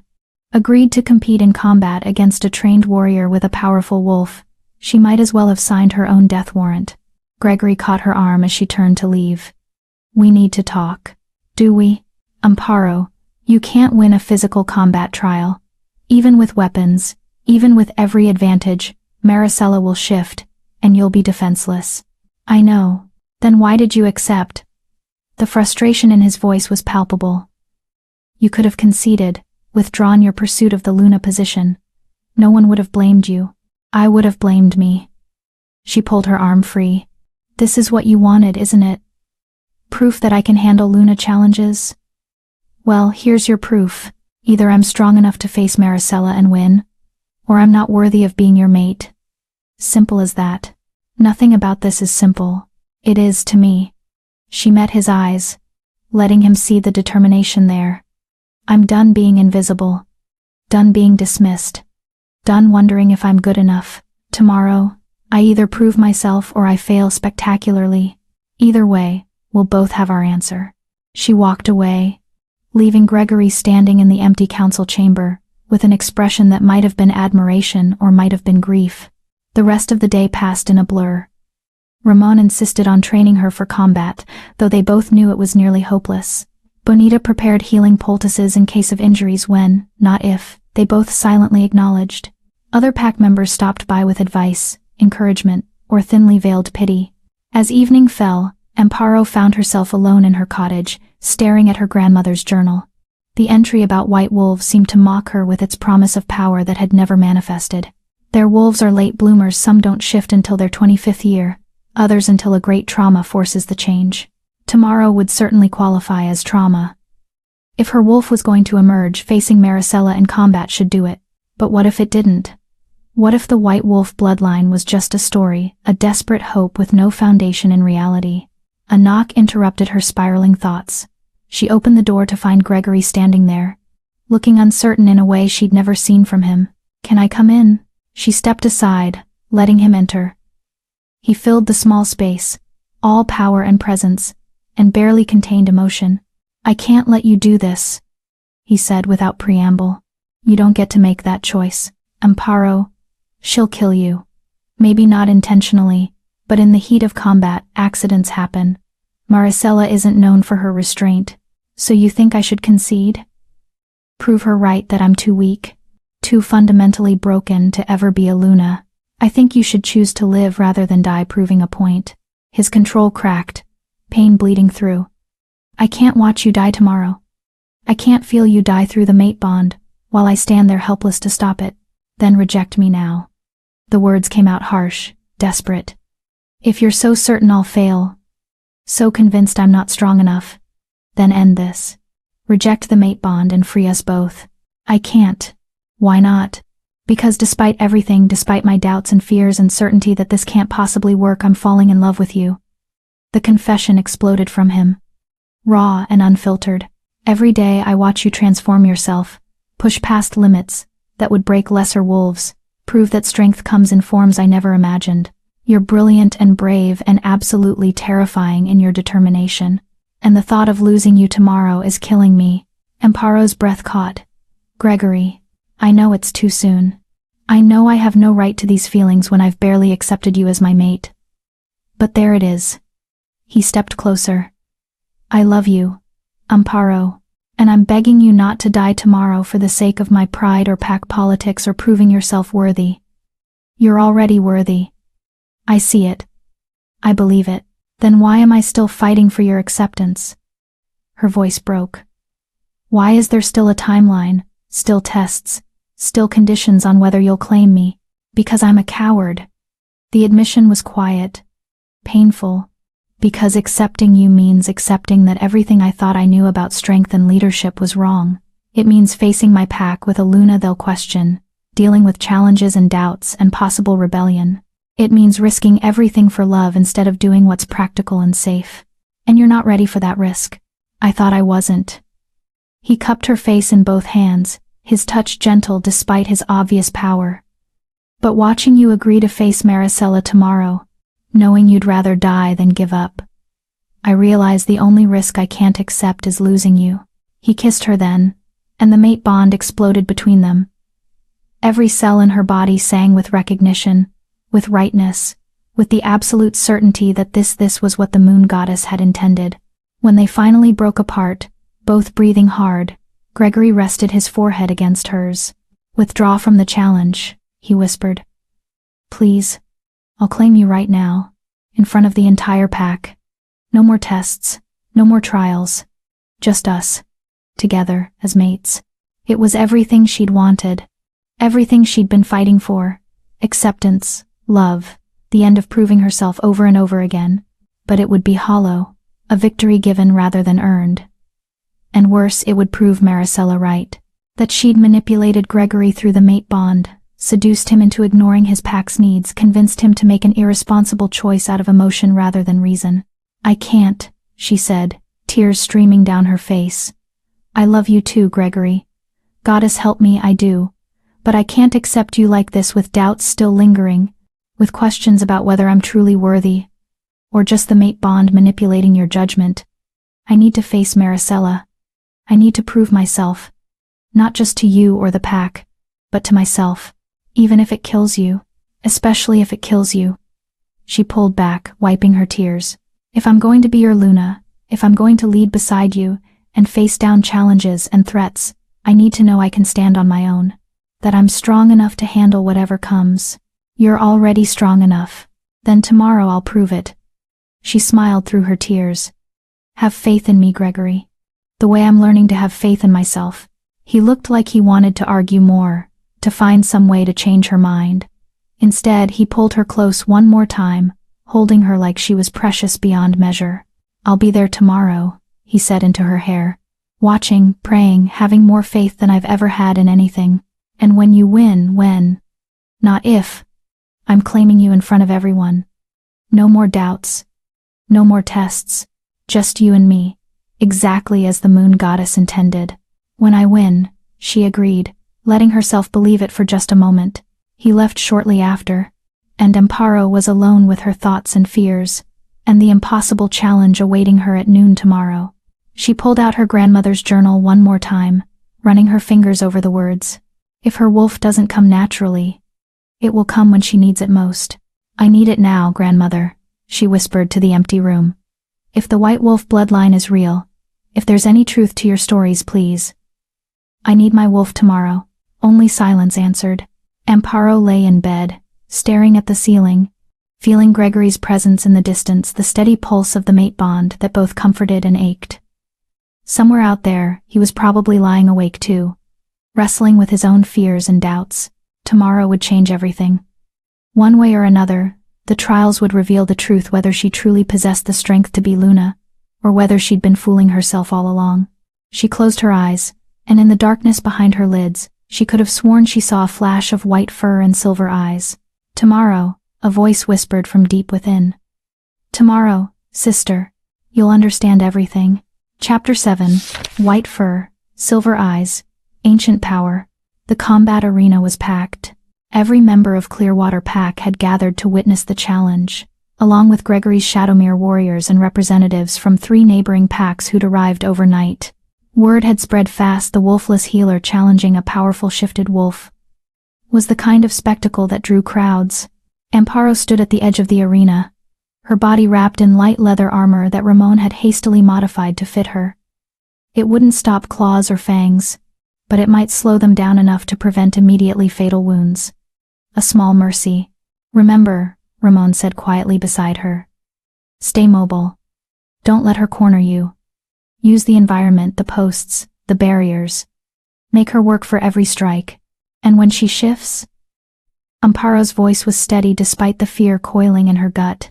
Pray your wolf finally decides to show up. He squeezed her shoulder. But if it doesn't aim for the eyes, the throat, the joints, vulnerable spots that hurt regardless of supernatural healing.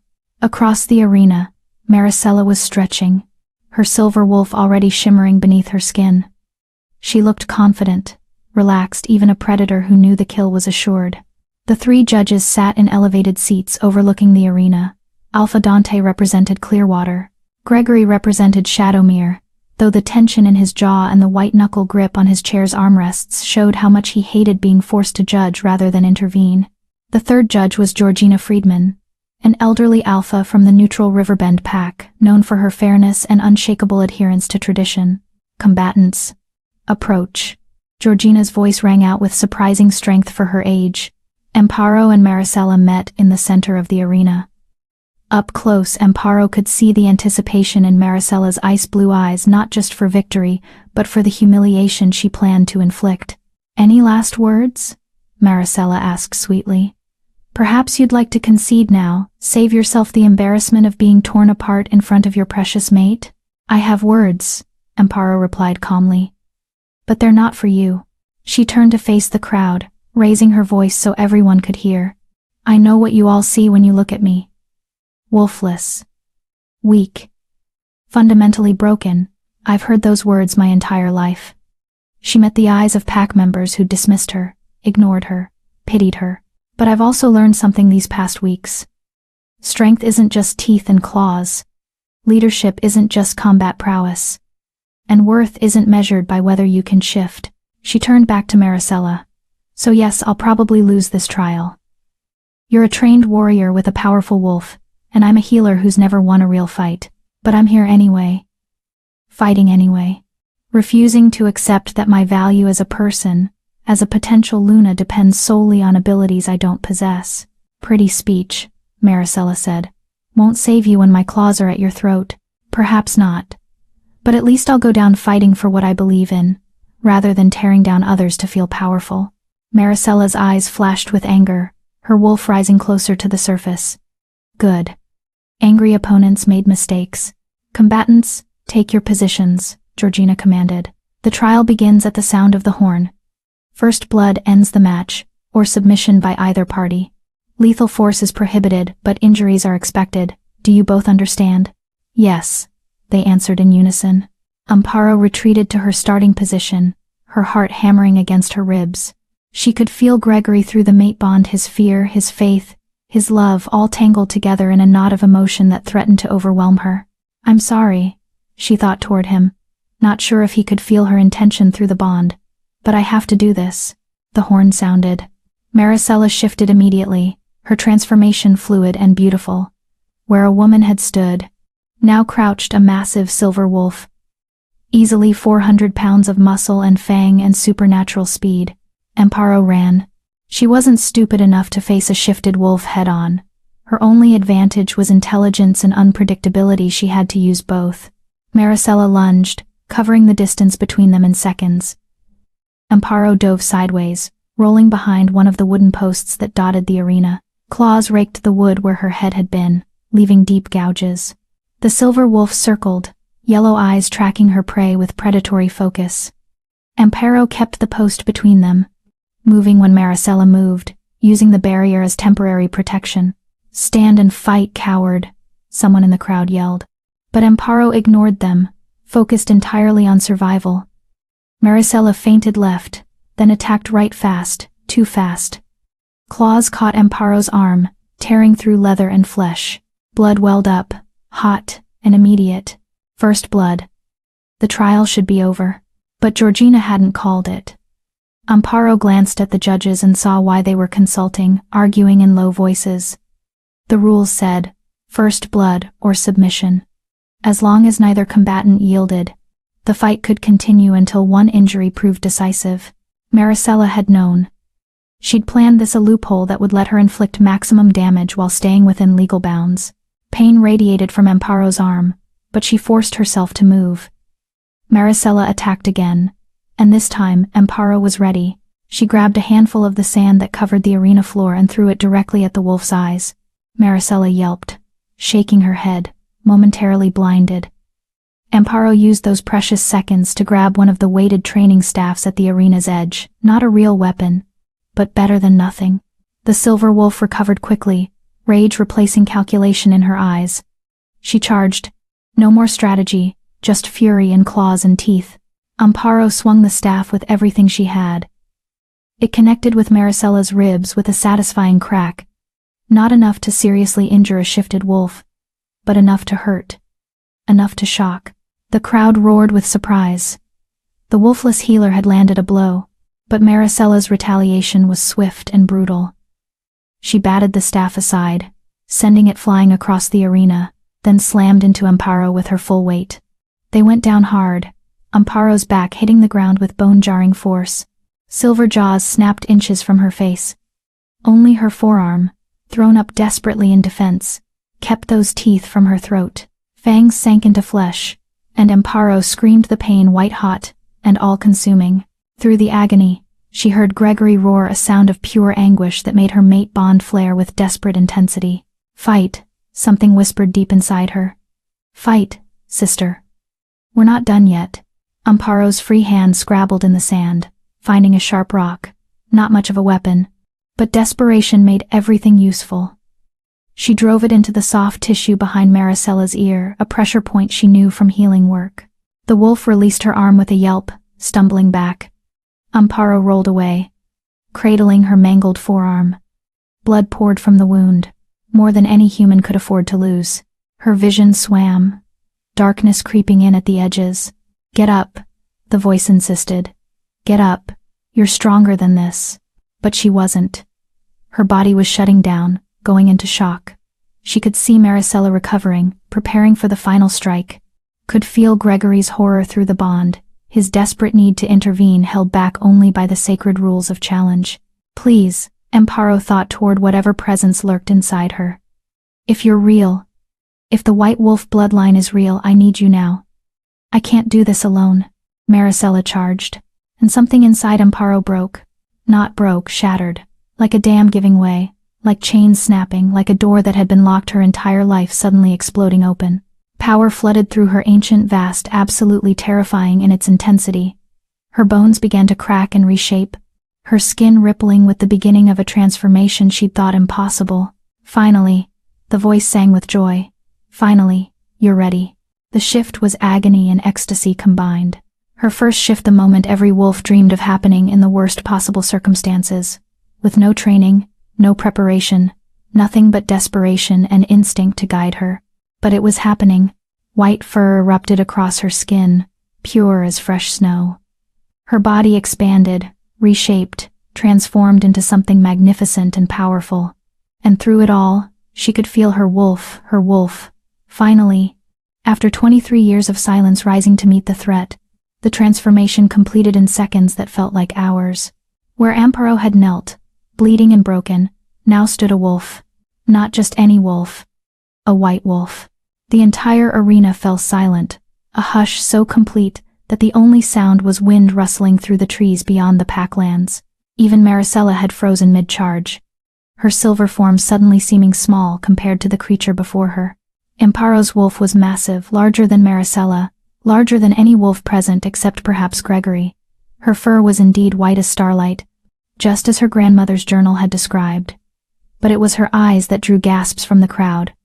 Pure silver, glowing with an otherworldly light that spoke of ancient bloodlines and forgotten power. "Hello, sister," her wolf's voice resonated through her mind, warm and amused. "Shall we show them what we're capable of?" Amparo didn't answer with words. She answered with action. She moved with speed that shouldn't have been possible for a newly shifted wolf, crossing the arena in a blur of white fur. Maricela tried to dodge, but Amparo's instincts, or perhaps her wolf's ancient memory, guided her perfectly. They collided, two powerful wolves grappling for dominance. But where Maricela had training and experience, Amparo had something else. Pure, raw power that came from a bloodline so old it predated modern pack structures. The white wolf had been known for two things in the ancient stories: healing abilities and unmatched combat prowess. Amparo was discovering the latter firsthand. She pinned Maricela with ease, jaws closing gently around the silver wolf's throat, not biting, just holding. A clear demonstration of dominance, of victory, of the fight's inevitable conclusion. "Submit," Amparo's wolf commanded, the word carrying alpha authority despite Amparo never having led anything in her life. "Or I make you submit." Maricela struggled briefly, then went limp, the universal wolf signal of surrender. Amparo released her and stepped back, her white wolf standing tall and proud in the center of the arena. Around them, the silence finally broke, voices rising in shock, wonder, disbelief. "The white wolf," Georgina breathed, standing from her judge's seat with an expression of awe. "The legends are true. The bloodline survived. Amparo Davila wins the first trial," Alpha Dante announced, his voice carrying shock and pride in equal measure. By submission of her opponent and demonstration of shifting ability, Amparo shifted back to human form, the transformation coming easier now, natural despite never having done it before. She stood naked in the arena for a moment, before someone threw her a cloak, which she wrapped around herself gratefully. Her injured arm had healed during the shift, only faint scars remaining where Maricela's fangs had torn flesh. Her entire body thrummed with energy, with the joy of finally being complete after a lifetime of feeling broken. Gregory was suddenly there, pulling her into his arms, despite the impropriety of such displays in public.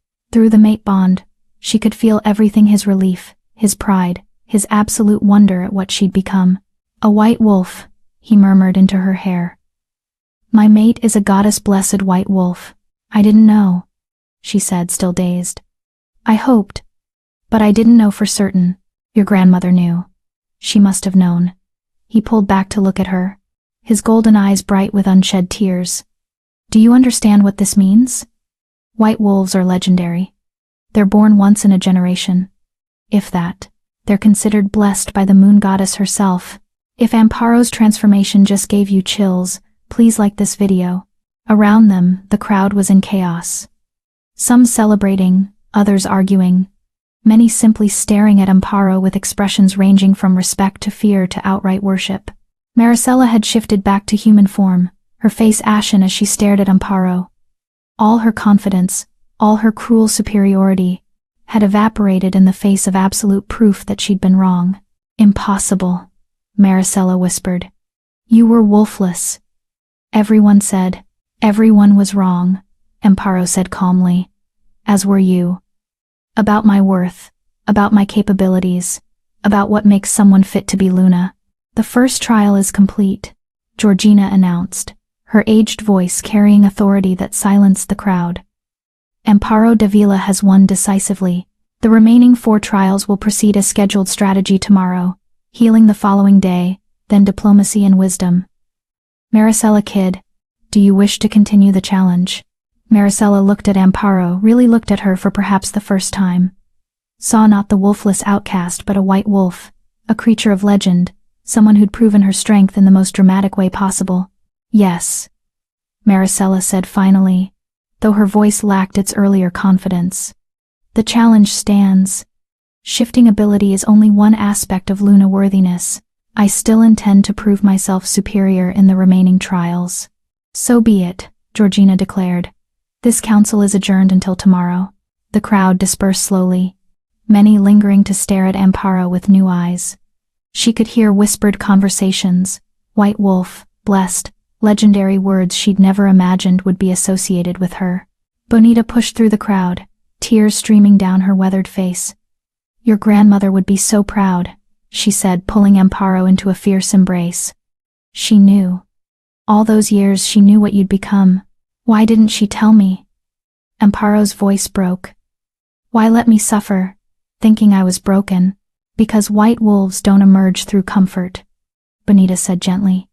They emerge through adversity, through being pushed to the absolute edge of what they can endure. If you'd known, if you'd been waiting for it to happen, it might never have come. The wolf emerges when you need it most, when you've proven yourself worthy through your humanity first. It made a terrible, beautiful kind of sense.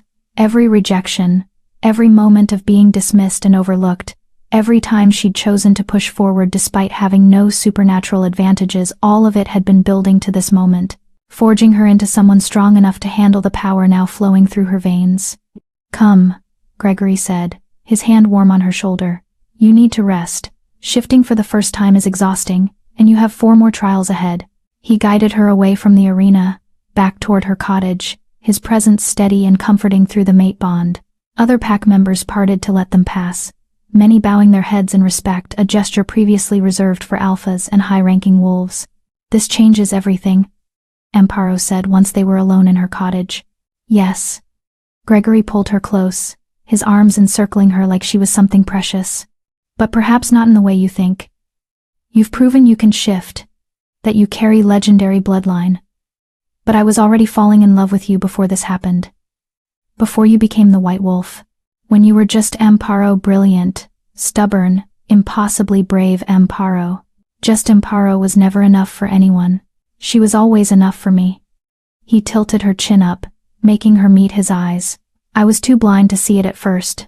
Too caught up in expectations and duty to recognize what the moon goddess had given me. But these past weeks, watching you transform yourself through sheer determination, that's when I fell in love. Not with your wolf, magnificent as she is, but with you. Tears spilled down Amparo's cheeks. I love you too. Even when you were being an impossible judgmental alpha, I loved you. He kissed her then, deep and claiming and full of promise. The mate bond sang between them, stronger now that both their wolves could recognize and respond to each other. When they finally broke apart, Gregory rested his forehead against hers. 4 more trials, he said. And then, regardless of outcome, I'm claiming you as my mate in front of both our packs. No more tests, no more proving yourself. Just us, exactly as we're meant to be. What if Maricela wins the remaining trials? She won't. His confidence was absolute. Because you're not just powerful now, Amparo.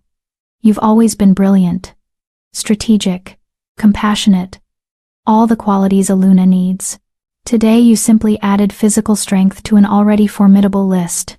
Maricela doesn't stand a chance. Don't underestimate her. She's clever, and she has something to prove now. So do you. He smiled, the expression warm and full of pride. My white wolf Luna. The pack won't know what hit them. Amparo laughed, the sound surprising her. For the first time in her life, she felt whole, complete. Not because she'd finally shifted, but because she'd proven to herself and everyone else that her worth had never depended on that ability. The shift was a gift, yes, a powerful addition to her capabilities, but it wasn't what made her worthy of being Luna. That worthiness had been forged over 23 years of enduring rejection, of choosing kindness when the world showed her cruelty, of pushing forward when every instinct said to give up. Her wolf had simply been waiting for her to recognize that truth herself. Well done, sister, her wolf murmured contentedly in her mind. Tomorrow we show them what else we're capable of. Amparo smiled, feeling more confident about the coming trials than she'd felt about anything in years. 4 more days to prove herself, and then finally she'd claim her mate and step into the role she'd been born for, not despite her struggles but because of them. Chapter 8. Wisdom Wears No Claws. The strategy trial began at dawn. Unlike the combat arena, this challenge took place in the council chamber, where a massive map had been laid out across the central table. It depicted a fictional territory, mountains, rivers, forests, and 3 pack settlements marked with colored stones. The scenario, Georgina explained as the crowd gathered, is as follows. You are Luna of the central pack marked in blue. Your territory is being threatened by 2 neighboring packs, red to the north, green to the south. Both claim your pack has violated border agreements. Your alpha is away negotiating with the Council of Alphas and cannot return for 3 days. You have limited warriors, dwindling resources, and intelligence suggesting one or both rival packs may attack within 48 hours. What do? Maricela and Amparo stood on opposite sides of the table, each given 20 minutes to formulate their strategy. They would present to the judges, who would evaluate based on tactical soundness, creativity, and likelihood of success. Begin, Georgina commanded. Amparo studied the map intently, her newly awakened wolf lending her enhanced senses that made patterns easier to see. The river system caught her attention first. It flowed from the mountains through all 3 territories, providing crucial water access. She noticed troop positions, resource markers, terrain advantages, but more importantly, she noticed what wasn't on the map: trade routes, family connections between packs, historical alliances, or grievances. Strategy wasn't just about military positioning. It was about understanding what people wanted, what they feared, and finding solutions that addressed underlying needs rather than surface conflicts. 20 minutes passed quickly. Maricela went first. My strategy is straightforward, she began, pointing to various locations on the map. I would fortify our borders here and here, positioning our strongest warriors at likely attack points. Simultaneously, I'd send scouts to gather intelligence on enemy troop movements. If either pack attacks, we respond with overwhelming force, hit them hard enough that they think twice about challenging us again. Fear is a powerful deterrent. And if both packs attack simultaneously? Alpha Dante asked. We focus our forces on whichever threat is more immediate, then pivot to address the second. It's risky, but with proper coordination, manageable. What about long-term consequences? Gregory interjected. After you've demonstrated overwhelming force, how do you rebuild diplomatic relations? Maricela hesitated. That would be the Alpha's concern when he returns. My responsibility as Luna in his absence is to protect the pack, not worry about future politics. Georgina made notes, her expression neutral. Amparo Davila, your strategy? Amparo stepped forward, her fingers tracing the river system on the map. The core issue isn't actually about border violations, she began. Look at the positioning. Both rival packs have limited water access during dry season. The river flows through our territory before reaching theirs. They're not preparing for war over borders. They're preparing for war over resources they fear they'll lose. She moved colored stones representing diplomatic envoys. First, I'd send immediate messages to both rival packs, not threats, but invitations to emergency council. I'd propose a water-sharing agreement that guarantees their access regardless of seasonal changes. This addresses their actual concern. And if they refuse? Dante asked. Then I know their true motivation isn't resources but conquest. And I can prepare accordingly. But most territorial disputes have underlying practical causes. Address those, and the military threat often dissolves. She repositioned warrior markers. While waiting for responses, I'd station warriors defensively, not at borders, but protecting our central settlement and resource stores. This shows strength without aggression. Defensive positioning leaves borders vulnerable. Maricela interjected. It also doesn't escalate tensions, Amparo countered. If I mass warriors at the border, rival packs interpret that as preparation for attack, which encourages them to strike first. Defensive positioning says we'll protect what's ours, but we're not looking for a fight. And if diplomacy fails and they attack anyway? Gregory's question was testing, his expression carefully neutral in his judge role. Then I've already positioned warriors to protect what matters most, our people and resources. Borders can be renegotiated. Dead pack members cannot. Amparo met his eyes directly. Luna's first responsibility is to her pack's survival, not her pack's pride. Sometimes that means choosing diplomacy over dominance. Georgina consulted with the other judges, their discussion lasting several minutes. Finally, she announced, both strategies have merit. Maricela Kidd's approach is traditional, militarily sound, and would likely prevent immediate attack. However, it fails to address root causes and would likely result in long-term instability. Maricela's face tightened, but she said nothing. Amparo Davila's approach is unconventional, but demonstrates deeper strategic thinking. She identified the true source of conflict and proposed solutions that address both immediate security and long-term stability. The judges award the strategy trial to Amparo Davila. The crowd's reaction was mixed, some approving, others muttering that real leadership required strength, not negotiation. But Amparo caught Ramon's eye across the room, and the old warrior gave her a subtle nod of approval. 2 trials won. 3 to go. The healing trial took place that afternoon in the infirmary. 5 patients had been prepared, each with different injuries ranging from minor cuts to a simulated poisoning requiring precise diagnosis and treatment. The challenge was simple: heal all 5 patients successfully within 1 hour. Judges would evaluate speed, accuracy, and bedside manner. This was Amparo's domain, the place where she'd always felt confident, capable, valuable. But Maricela had surprised everyone by revealing she'd trained as a battlefield medic before focusing on combat. She wasn't helpless in the healing arts. "Begin," Georgina announced. Amparo moved with practiced efficiency, assessing each patient quickly. The key was prioritizing who needed immediate intervention versus who could wait a few minutes. Patient 3, the simulated poisoning case, was most critical. Then patient 5 with the deep laceration. The others could be treated after stabilizing those 2. Across the infirmary, Maricela worked quickly but less systematically, treating patients in order, rather than by priority, a mistake that would cost her time. Amparo identified the poison as silver fever, the same infection that had nearly killed little Neva.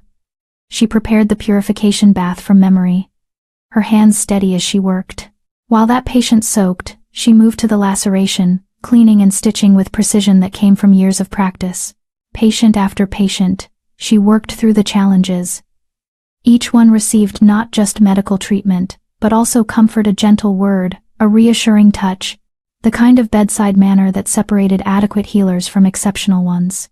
Maricela finished first, stepping back with a triumphant expression, but Amparo noticed she'd missed something. Patient 2's minor wound showed early signs of infection that would become serious if untreated. An easy mistake if you were rushing. Amparo took an extra 5 minutes to properly clean and dress patient 2's wound, adding preventative herbs that would stop infection before it started. Only then did she step back. "Time," Georgina called. The judges examined both healers' work carefully. Maricela's treatments were adequate, but rushed, competent battlefield medicine that prioritized speed over thoroughness. Amparo's treatments were meticulous, addressing not just immediate injuries but potential complications. Maricela Kidd demonstrated solid healing fundamentals, Georgina announced. Her treatments would keep patients alive in combat situations. However, she missed early signs of infection in patient 2 and treated patients in sequence rather than by priority. Maricela's confident expression faltered. Amparo Davila demonstrated master-level healing knowledge. She correctly prioritized critical patients, identified a complex poisoning, and prevented future complications through thorough treatment. The judges award the healing trial to Amparo Davila. 3 trials won. But as the crowd dispersed, Amparo noticed Maricela's expression no longer confident or superior, but desperate. A cornered animal was the most dangerous kind. That evening, Gregory found Amparo in her cottage, reviewing notes for the next day's diplomacy trial. 3 victories, he said, pulling her into his arms. "You're magnificent. 2 more trials to go. Maricela won't give up easily." "No, but she's losing. Everyone can see it." He pressed a kiss to her temple. "You've proven yourself beyond any doubt, Amparo. White wolf or not, you're extraordinary. I keep waiting for something to go wrong," she admitted. "For this to be revealed as a dream or a trick. Or, it's real." His arms tightened around her. "You're real. Your strength, your intelligence, your wolf, all real, and all mine." The possessive note in his voice made her smile. "Presumptuous, considering I haven't officially accepted you yet. Haven't you?" He nipped at her neck, making her gasp. "You already wear my mark here," he traced where he'd kissed her. "And here," his hand pressed over her heart. "The formal claiming is just ceremony. You've been mine since the moment the mate bond snapped into place." "And you've been mine," she countered, pulling him down for a kiss that quickly deepened into something heated. They were interrupted by urgent knocking. Bonita's voice came through the door. Amparo. Emergency at the eastern border. Rogue pack, at least 20 of them. Gregory pulled away with a muttered curse. I have to go. Alpha Dante will need Shadowmere warriors. I'm coming too, Amparo said, already grabbing her medical bag. Absolutely not. You have trials tomorrow. I have pack members who might be injured tonight. She met his eyes, her white wolf rising close to the surface. I'm a healer, Gregory. This is what I do. He looked ready to argue, then sighed. Stay behind the front lines. Please. I can't focus on fighting if I'm worried about you. They reached the eastern border to find chaos. 20 rogues had indeed attacked, organized, aggressive, clearly coordinated rather than the desperate, starving wolves from before. This was an invasion force. Warriors engaged them in fierce combat, the sounds of snarling and yelping filling the night. Already, 3 Clearwater wolves were down, bleeding from various wounds. Amparo shifted to her white wolf form, the transformation coming easier each time, and used her enhanced speed to reach the injured warriors. She shifted back to treat them, her hands working quickly to stabilize wounds while the battle raged around her. Behind you! Gregory's warning came through the mate bond, just as a rogue broke through the lines, charging directly at Amparo.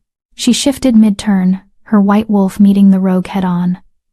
The fight was brief. Her legendary bloodline gave her strength that the half-starved rogue couldn't match. She pinned him quickly, not killing but incapacitating, then shifted back to continue healing. The battle lasted an hour. When it was over, 15 rogues lay dead or captured. 5 had fled, and 8 Clearwater warriors were injured, but all would survive, thanks to Amparo's immediate medical intervention. You saved them, Ramon said, his weathered face split in a rare smile. Every single warrior who went down tonight survived because you were here. But Amparo was staring at something else: the rogues' organization, their coordinated attack patterns. The fact that they'd specifically targeted the eastern border where defenses were weakest. This wasn't random, she said slowly. Someone planned this. Someone who knows our territory, our patrol patterns, our vulnerabilities. Who? Gregory demanded, his alpha authority bleeding through. I don't know. But whoever it is, they're not finished. She looked at the captured rogues. We need to question them. Find out who hired them and why. Alpha Dante nodded grimly. We'll start interrogations immediately. Gregory, your warriors will bolster our patrols tonight. If there's another attack, I want to be ready. As the Alphas organized defenses, Amparo continued treating injured warriors. It was nearly dawn before she finished, exhaustion pulling at her like a physical weight. Gregory found her washing blood from her hands in the infirmary. You need rest. The diplomacy trial is in 4 hours. I'll be fine, Amparo. I said I'll be fine. She dried her hands, turning to face him. This is what being Luna means, isn't it? Healing the injured, fighting when necessary, going without sleep when your pack needs you. I'm not going to fail these last 2 trials just because I'm tired. He cupped her face gently. You won't fail. You couldn't fail if you tried. But I'm allowed to worry about my mate pushing herself too hard. Your mate is stronger than you think. I know exactly how strong you are. He kissed her forehead. Which is why I know you'll be brilliant tomorrow, exhausted or not. But please try to rest for at least an hour before the trial. For me? She relented, letting him guide her to the recovery cot in the back room. He lay down beside her, his arms wrapped protectively around her, and within minutes, she was asleep. She dreamed of white wolves and shadowy figures, of attacks coordinated by an unseen enemy, of trials yet to come and challenges still ahead. When she woke an hour later, Gregory was watching her with an expression of such tender devotion it made her breath catch. What? She asked. Just memorizing this moment. My white wolf Luna, fierce and brilliant and finally mine. The trials aren't over yet. They will be soon. And then no one will ever question your right to stand beside me. He helped her sit up. Come on. Let's show them what you're capable of. The diplomacy trial awaited, and with it, whatever schemes Maricela had planned for her last chances at victory. But Amparo was ready. She'd been ready her whole life. Chapter 9. When sabotage meets justice. The diplomacy trial was held in neutral territory.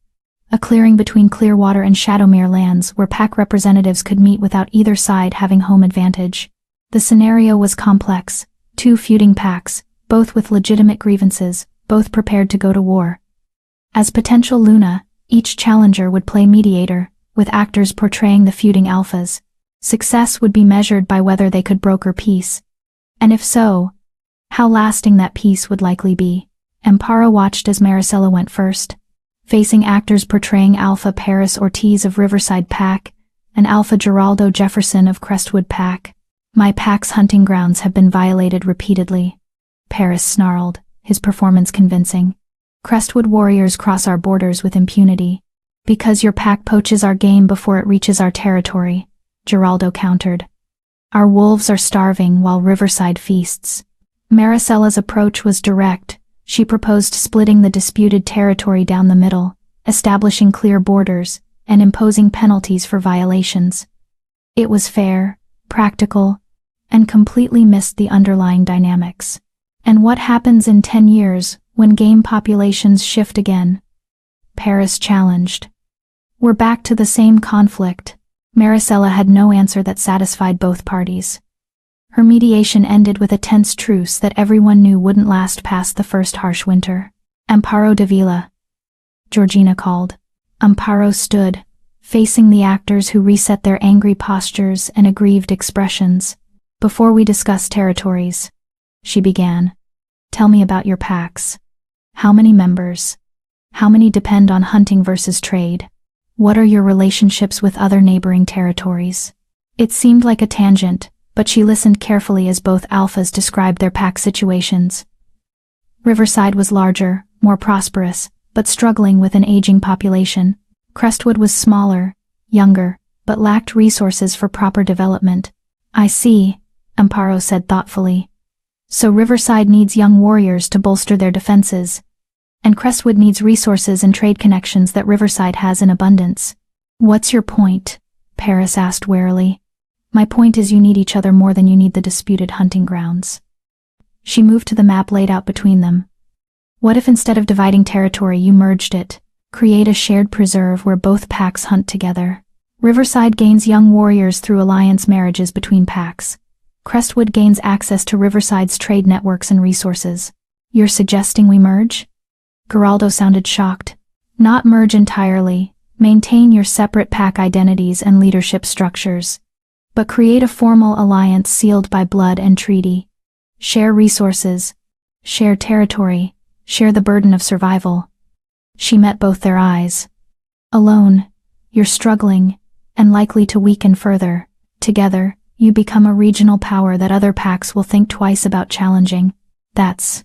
Paris trailed off, clearly not expecting such a radical solution. That's unprecedented, Geraldo finished. Packs don't just ally like that. The politics alone are complicated, yes, but less complicated than endless border disputes that drain both your packs while solving nothing. Amparo's voice was firm but kind. I'm not saying it's easy. I'm saying it addresses both your real needs rather than fighting over symptoms of deeper problems. The actors exchanged glances, then nodded the signal that they accepted her proposed solution as viable. The diplomacy trial goes to Amparo Davila, Georgina announced. Her solution demonstrated creative thinking, addressed root causes, and showed understanding of pack dynamics beyond simple territorial disputes. 4 trials won, 1 to go. But as they broke for midday meal before the final wisdom trial, something felt wrong. Amparo couldn't pinpoint it, just an instinct that trouble was brewing. You're nervous, Gregory said, walking beside her. Aren't you? Maricela has lost 4 trials. She's desperate. Desperate people do dangerous things. She's bound by the challenge rules. She can't. A scream cut through his words, high-pitched, terrified, coming from the direction of Packlands. They ran, along with dozens of other wolves drawn by the sound of distress. The schoolhouse again, but this time, no rogues. Instead, a group of children huddled inside while smoke poured from a storage building nearby. Fire, someone yelled. The medical supply storage is burning. Amparo's heart dropped. The medical supplies, irreplaceable herbs, medications that took months to cultivate, equipment they couldn't afford to lose. And worse, the fire was spreading toward the main pack buildings. Warriors formed bucket brigades while others tried to create fire breaks. But the blaze was intense, clearly accelerated by something more than accident. This was set deliberately, Ramon said, appearing at Amparo's side. Someone used accelerant. Look at the burn pattern. Who would? She stopped, a terrible suspicion forming. Where's Maricela? I saw her heading toward the council chamber for the final trial, Bonita said breathlessly, arriving with her medical bag. But Amparo, some of those burning supplies are toxic. If the fire reaches them and they combust, the smoke could poison half the pack. Amparo was already moving. Evacuate everyone within 100 yards. Now.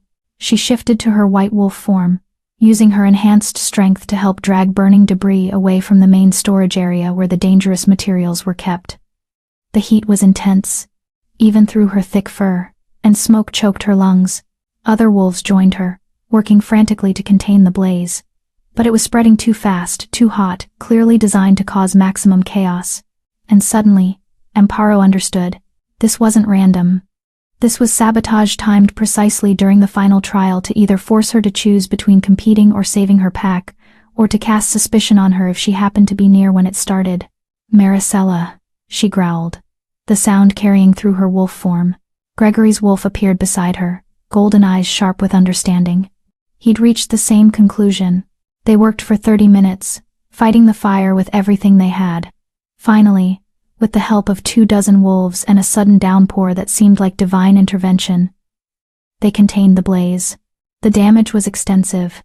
Half the medical supplies destroyed, the storage building a total loss, and 3 pack members suffering from smoke inhalation. The final trial, Alpha Dante said grimly, his fur singed and smoking. We need to reconvene. Not yet, Amparo said, shifting back to human form. First we find out who started this fire. She didn't have to search long. Among the debris, she found a piece of cloth, expensive silk in a distinctive silver-gray color. The same color Maricela had been wearing that morning. Could be coincidence, someone suggested weakly. Or she could have dropped it while setting the fire, Amparo countered. We need to question her, now. They found Maricela in the council chamber, looking freshly washed and completely calm, too calm for someone who should have been covered in soot and ash like everyone else who'd fought the fire. Maricela, kid, Alpha Dante's voice was cold with fury. Did you set the fire at the medical storage building? That's absurd. Maricela's laugh was brittle. Why would I do something so destructive? To sabotage Amparo, Gregory said, his alpha command making several wolves flinch. To force her to choose between competing in the final trial or saving pack members. To make her look bad either way. You have no proof. We have this. Amparo held up the silk cloth. Your distinctive fabric. Found at the fire's origin point. And we have witnesses who saw you leaving the area right before the fire started. That proves nothing. Maricela's composure cracked. You're trying to frame me because you know I might win the final trial. The final trial tests wisdom, Amparo said quietly. And wisdom means knowing when you've already lost. You've been beaten fairly in 4 trials, Maricela. Starting a fire that could have killed children, where's the wisdom in that? I didn't. Maricela stopped, seeing the expressions around her. No one believed her denials. Even her usual supporters looked skeptical. Enough. Georgina stood, her elderly face hard with disappointment. Maricela, kid. The evidence is substantial.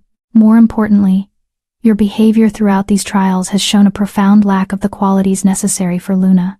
You've shown spite instead of grace, destruction instead of protection, pride instead of wisdom. But I didn't lose. You lost the moment you chose sabotage over honor. Georgina's voice was final. I declare Amparo Davila the winner of the 5th trial by default, and the overall victor of the Luna Challenge. Maricela, kid. You are disqualified and subject to pack justice for your crimes. Maricela's face went white. No. No, this isn't I deserve. You deserve exactly what you've earned, Alpha Dante said. Exile from Clearwater Pack, effective immediately. You have 1 hour to gather your belongings and leave our territory. If you return, you'll be treated as a rogue. You can't do this, Maricela's voice rose to a shriek. I'm high-ranking my family. Your family is ashamed of you, Bonita spoke up. her voice heavy with sadness. Your mother came to me this morning, concerned about your increasingly erratic behavior. She suspected you were planning something desperate. I'm sorry we didn't intervene sooner. Maricella's composure shattered completely. She looked around the chamber, seeing no sympathy, no support, just disappointment and disgust. This is her fault, she spat, pointing at Amparo. She's a freak, a wolfless nothing who suddenly shifts into some legendary creature. It's not natural. She probably cursed herself. Made a deal with dark forces. Enough. Gregory's command was absolute. You will not speak about my mate with anything but respect. Guards, escort her to her quarters. She has 1 hour. Warriors moved forward, and Maricela finally fell silent, her eyes burning with hatred as she was led away. Amparo should have felt triumphant. She'd won all 5 trials, proven herself beyond any doubt, defeated the challenger who'd tormented her for years. Instead, she just felt tired and sad. The trials are concluded, Georgina announced formally. Amparo Davila has proven herself worthy in combat, strategy, healing, diplomacy, and wisdom. She is fit to be Luna of any pack, including Shadowmere. Gregory Conrad, do you accept her as your mate? And Luna, I do. Gregory's voice rang out clear and strong, not just because she won these trials, but because I've watched her transform from someone the pack dismissed into someone they'll follow anywhere. Because she's brilliant, brave, and possesses strength that has nothing to do with teeth and claws. He moved to stand before her, taking both her hands in his. Amparo Davila, White Wolf, healer, strategist, and the other half of my soul, will you accept me as your mate? Will you stand beside me as Luna of Shadowmere? And help me lead our pack into a future I couldn't imagine without you? The formal proposal, witnessed by both packs, left no room for doubt or future challenges. This was at the moment everything had been building toward. I will, Amparo said, her voice steady despite the emotions threatening to overwhelm her. Not because I proved myself in trials, but because you learned to see me. Because you're an alpha who puts his pack first but his mate a very close second. Because I love you, and I believe together we can build something extraordinary. Gregory pulled her close, and this time when he kissed her, there was no hesitation, no doubt, just absolute certainty and joy. The mate bond blazed between them, fully acknowledged and accepted by both parties. Amparo felt something click into place deep in her soul, a completeness she'd never experienced, like finding a part of herself she hadn't known was missing. I claim you, Gregory murmured against her lips. Before the moon goddess, before both our packs, before the world.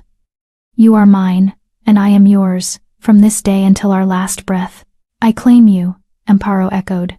My mate, my alpha, my partner in all things, yours and yours alone. The formal claiming complete. Both packs erupted in celebration, howls and cheers filling the air. Even wolves who doubted her were swept up in the moment, recognizing that they'd just witnessed something historic. A white wolf Luna for Shadowmere pack. A healer who'd proven herself as fierce as any warrior. A story that would be told for generations.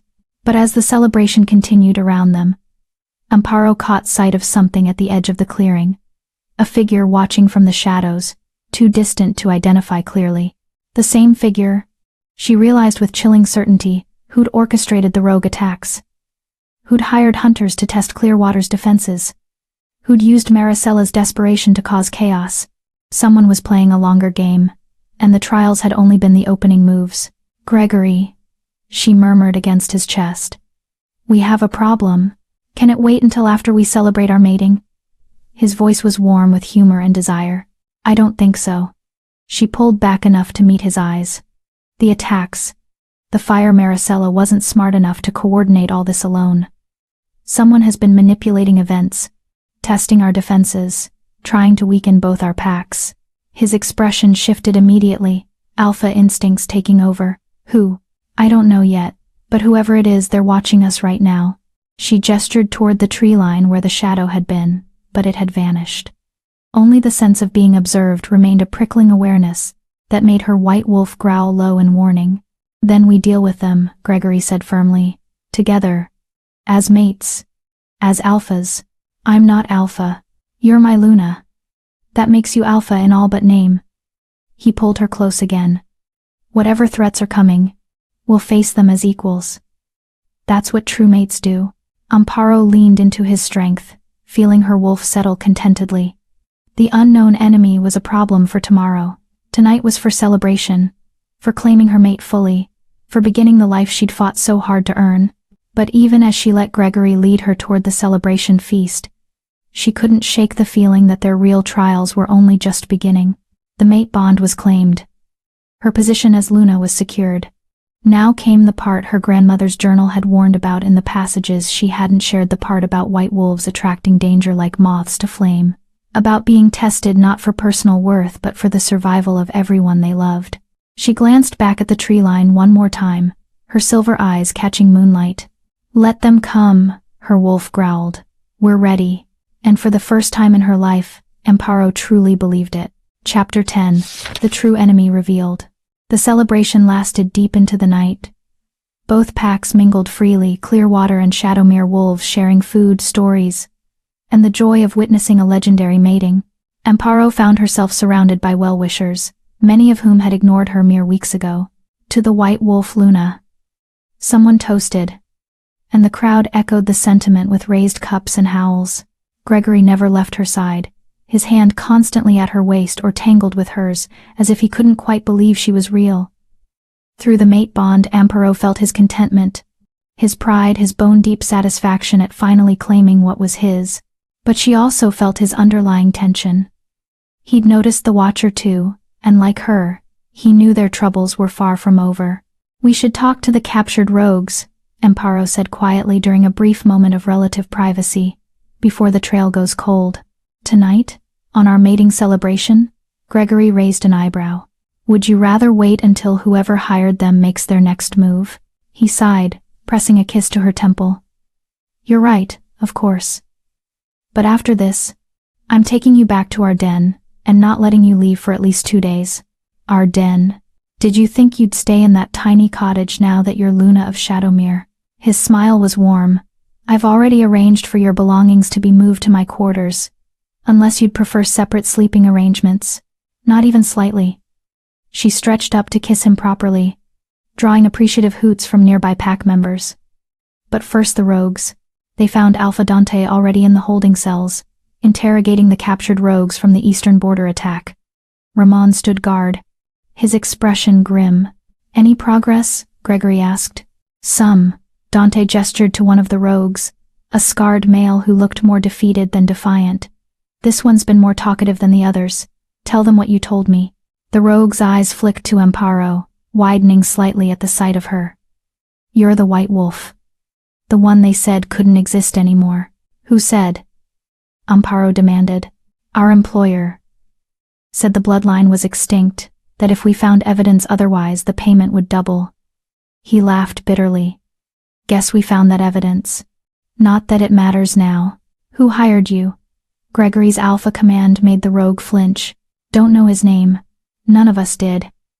He met us in neutral territory, paid half up front, promised the rest after we completed the job." The rogue shifted uncomfortably in his chains. "We were supposed to test Clearwater's defenses, cause casualties, make it look random. But the real target was always her." He nodded toward Amparo. Ice ran down her spine. "Me specifically?" "Not at first. The job was just harassment, weakening the pack before the alliance with Shadowmere could solidify. But then word spread about you, the wolfless healer who might be Gregory Conrad's mate. That's when our employer got real interested.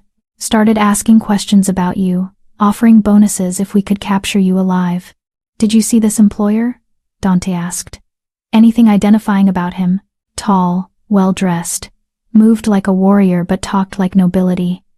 Had this ring silver, with some kind of crest. 3 mountains and a wolf." The rogue shrugged. "That's all I remember. He paid well, didn't ask unnecessary questions. Perfect employer for rogues looking for work."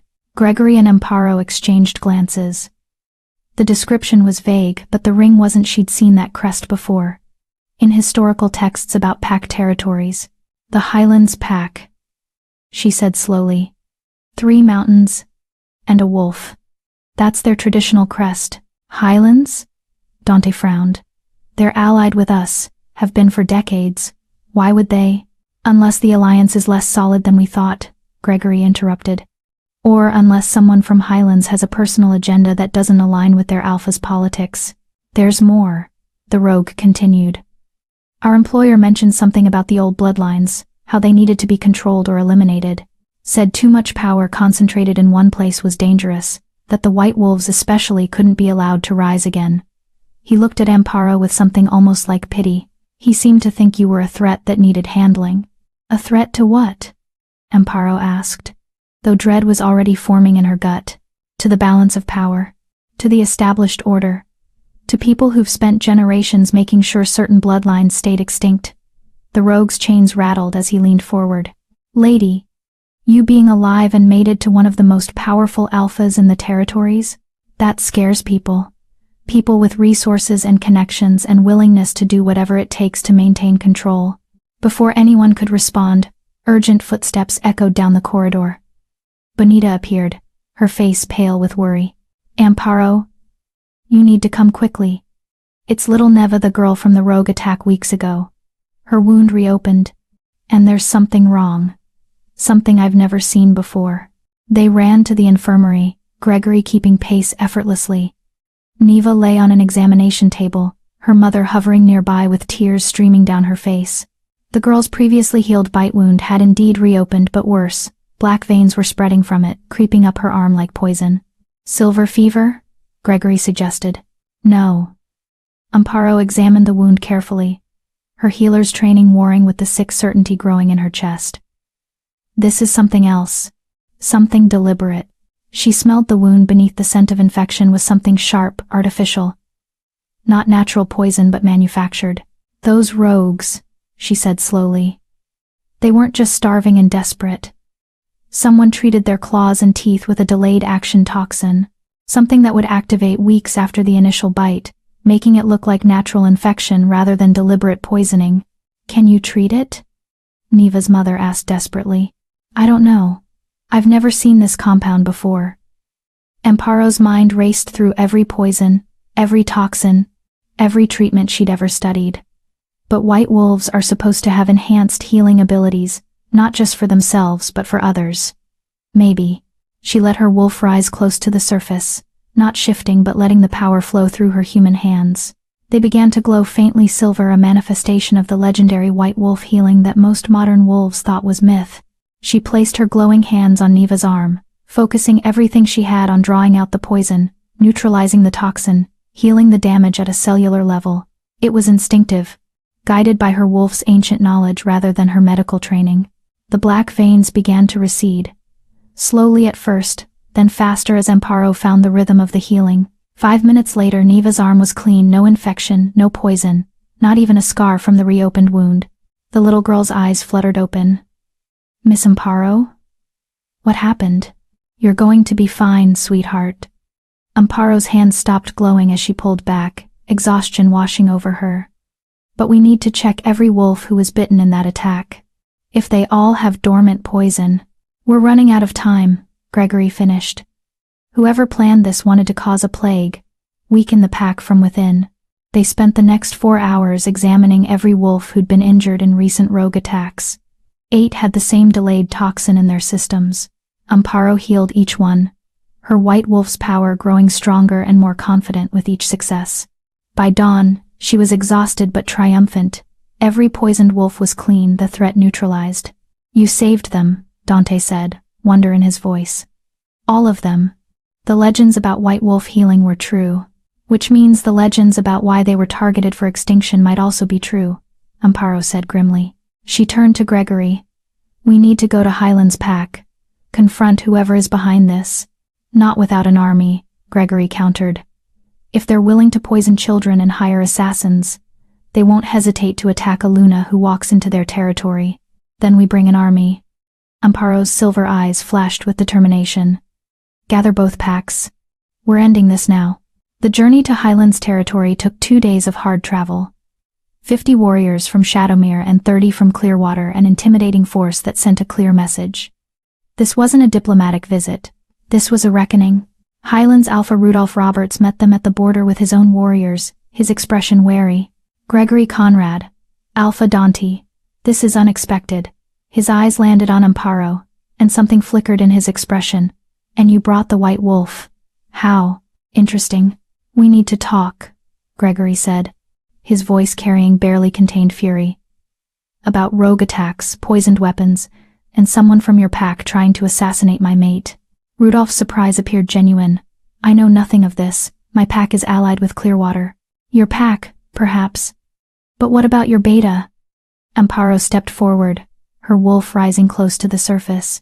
She'd spent the journey reviewing everything she knew about Highlands Pack's leadership structure. Denver Schmidt. Your beta for the past 15 years. The same Denver Schmidt whose great-grandfather led the campaign to eliminate the White Wolf bloodline a century ago. Rudolph's face paled. Denver is? He's been acting strangely lately. Secretive. But I never thought what, that he'd continue his ancestors' mission? Amparo's voice was hard. That he'd see a White Wolf's emergence as a threat to the power structure his family helped establish. That he'd use rogues and poison and sabotage to eliminate me before I could become too strong? Bring me Denver Schmidt, Rudolph commanded his warriors. Now. But Denver was already there, emerging from the crowd of Highlands wolves with a smile that held no warmth. No need to summon me, Alpha. I'm right here. His eyes fixed on Amparo with open hatred. Though I'm disappointed you figured it out so quickly. I'd hoped for a few more months to properly prepare. Prepare for what? Gregory demanded. For eliminating the threat your mate represents. Denver's hand moved to his weapon. White wolves nearly destroyed the established pack structure once before. They were too powerful, too popular, threatened to upset the careful balance we'd built. My great-grandfather understood that some bloodlines are too dangerous to be allowed to continue. So you tried to kill her? Rudolph's voice was shocked. Betray our allies? Start a war? I tried to prevent a war. Denver's voice rose. Don't you understand? She's not just a white wolf. She's a white wolf mated to one of the most powerful alphas alive. Their children would be unstoppable. In 2 generations, they'd control half the territories through bloodline alone. Every other pack would be subordinate. Every other alpha made irrelevant. That's not, Amparo started. Isn't it? Denver's laugh was bitter. The White Wolves always claimed they wanted peace, wanted to help, but power corrupts, Luna. Eventually you'd realize you could rule rather than serve, and by then, it would be too late to stop you. So your solution was to poison children? To hire assassins? To commit atrocities in the name of preventing hypothetical future ones? Gregory's wolf was fully present in his voice now, making every wolf within earshot instinctively submit. You've become the monster you claim to fear. I've become pragmatic. Denver drew his weapon, a silver blade etched with symbols meant to harm supernatural creatures. And I'm prepared to finish what my great-grandfather started. Your mate dies today, Conrad. For the good of all packs. He lunged. But he'd underestimated several things. First, that Gregory would be fast enough to intercept, putting himself between the blade and his mate. Second, that Amparo's newly awakened wolf would react with speed that matched her legendary bloodline. Third, that 50 loyal warriors would immediately move to protect their Luna. The blade meant for Amparo's heart instead, sliced across Gregory's shoulder, a glancing blow that drew blood but missed anything vital. Before Denver could strike again, Amparo shifted, her white wolf form towering over him with silver eyes blazing. You want to eliminate my bloodline? Her wolf's voice resonated with ancient power, audible to every shifted wolf present. Then face what you fear. Face a white wolf at full strength, and see if your prejudice can defeat centuries of refined power. Denver tried to shift, to meet her wolf with his own, but fear made him clumsy. Amparo pinned him before his transformation completed, her jaws closing gently around his throat, not biting, just holding, showing mercy he hadn't planned to show her. I could kill you, she thought toward him, knowing he'd hear. I could end your bloodline the way you tried to end mine. But that would make me the monster you claim I am. So, instead, I'll show you what white wolves actually stand for. She released him and shifted back to human form, standing over his cowering wolf with dignity that made several Highlands wolves drop their heads in respect. Denver Schmidt, you're guilty of attempted murder, conspiracy, use of illegal poisons, and betraying your Alpha's alliance. Her voice carried across the gathered wolves. The punishment for any one of those crimes is death. But I won't kill you. Instead, you'll be exiled as rogues, stripped of pack, stripped of status, left to survive on your own. Maybe then, you'll understand that power without mercy is just tyranny in another form. Rudolph stepped forward, his face hard with anger and shame. I second Luna Amparo's judgment. Denver Schmidt, you are cast out from Highland's pack. Leave now, or face execution for your crimes. Denver shifted back to human form, his face twisted with rage and defeat. You'll regret this. All of you. When she shows her true nature, when she turns on you. Enough. Gregory's alpha command silenced him mid-rant. You had your chance to speak. Now go. Before I decide mercy is overrated. Denver fled, and Amparo watched him disappear into the wilderness with mixed feelings. Part of her wanted justice, wanted him punished more severely for everything he'd done. But another part, the part that remembered being dismissed, rejected, cast aside, understood that exile was sometimes worse than death. Rudolph approached her, his head slightly bowed. Luna Amparo, I apologize for my beta's actions. If I had known, you couldn't have known. People hide their darkness well. She met his eyes. But Highland's pack needs to examine why this hatred festered unnoticed. Denver's family has held grudges for a century. That kind of poison doesn't grow in isolation. You're right. Rudolph's voice was heavy. We have work to do, rooting out old prejudices and rebuilding trust. I hope you'll give us that chance. I will. But understand, if any other threats emerge from your territory, if anyone else tries to target me or my family, the response will be less merciful. Her silver eyes held his. I've proven I can be kind. Don't force me to prove I can also be dangerous. Understood, Luna. The gathering dispersed, tensions easing now that the true enemy had been revealed and dealt with. Gregory's shoulder wound had already begun healing, his supernatural recovery closing the cut within minutes. That was well done, he said quietly, pulling her close. Mercy, for someone who showed you none. That takes strength. Most alphas never develop. I had good teachers. She leaned into him, exhaustion catching up now that the adrenaline was fading. You, showing me that power can be gentle. Bonita, teaching me that healing includes forgiving. My grandmother, leaving me journals about a bloodline that valued wisdom over warfare. And yourself, he added.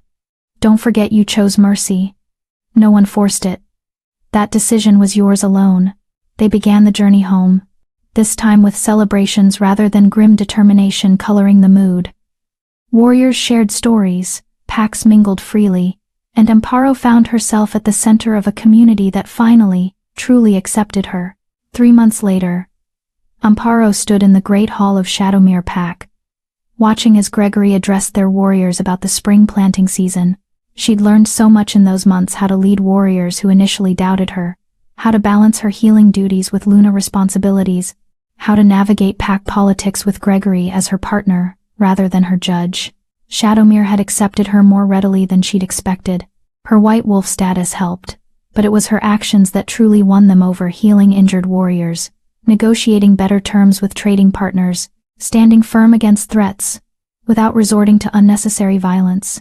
Luna, a young warrior, approached nervously. There's a pregnant wolf in the village struggling with a difficult labor. Bonita sent word asking if you could come. Amparo was moving before he finished speaking. She might be Luna now, but she'd always be a healer first. That would never change. She found the laboring wolf, Christine Callahan, a young mother expecting her first child in distress. Bonita was already there, but looked relieved when Amparo entered. The pup is Breach, Bonita said quietly. I can't turn it manually without risking injury to both mother and child. Amparo let her white wolf's healing power flow through her hands, using it to sense the pup's position, gently guide it into proper alignment without physical manipulation. 20 minutes later, a healthy baby boy entered the world, squalling and perfect. Thank you, Luna, Christine gasped, tears streaming down her face. Thank you. Just doing what I do best. Amparo replied with a smile. She returned to the great hall to find Gregory waiting, his golden eyes warm with pride as he felt her contentment through the mate bond. Another successful healing? He asked. A healthy pup and mother. Yes. She moved into his arms, feeling complete in a way she'd never imagined possible months ago. This is what I was meant for, Gregory. Not just being your mate, but healing, helping, making a difference. I know. He kissed her forehead. And I love you for it. My fierce, compassionate, absolutely extraordinary Luna. I love you too. She looked up at him, seeing her future in his eyes. Though I should warn you, I think our pup will be arriving sooner than expected. Gregory froze.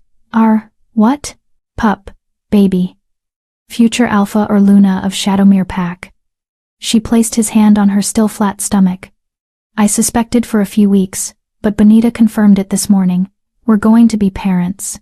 The joy that exploded through the mate bond nearly knocked her off her feet. Gregory lifted her, spinning her around while laughing with pure delight. A pup. We're having a pup. He set her down gently, suddenly treating her like she was made of glass. Should you be healing patients? Should you be standing? Do you need to sit? Are you hungry? I'm fine, you ridiculous Alpha. But she was laughing too, caught up in his excitement. Pregnancy isn't an illness. I plan to keep healing, keep working, keep being Luna, right up until the day I give birth. But what if? No what ifs. We're going to do this together, like everything else. Be parents, be alphas, be partners. She pulled him close, resting her forehead against his. Besides, with White Wolf blood and your legendary strength, this pup is going to be absolutely unstoppable. Like their mother, Gregory murmured. And their father. That night, they announced the pregnancy to Shadowmere Pack. The celebration rivaled their mating ceremony howls of joy, toasts to the future heir, pack members already arguing about what gifts to make for the pup. Amparo stood beside Gregory on the raised platform, looking out at the pack that had become her family. A year ago, she'd been nobody, the wolfless healer, invisible and dismissed. Now she was Luna, mate and mother-to-be, a white wolf who'd defied extinction, who'd proven that worth wasn't measured by supernatural abilities alone, who'd become the leader she'd always been meant to be. Thank you, she whispered to Gregory during a quiet moment between toasts. For what? For seeing me. Really seeing me. Even when I couldn't shift. Even when everyone else looked past me.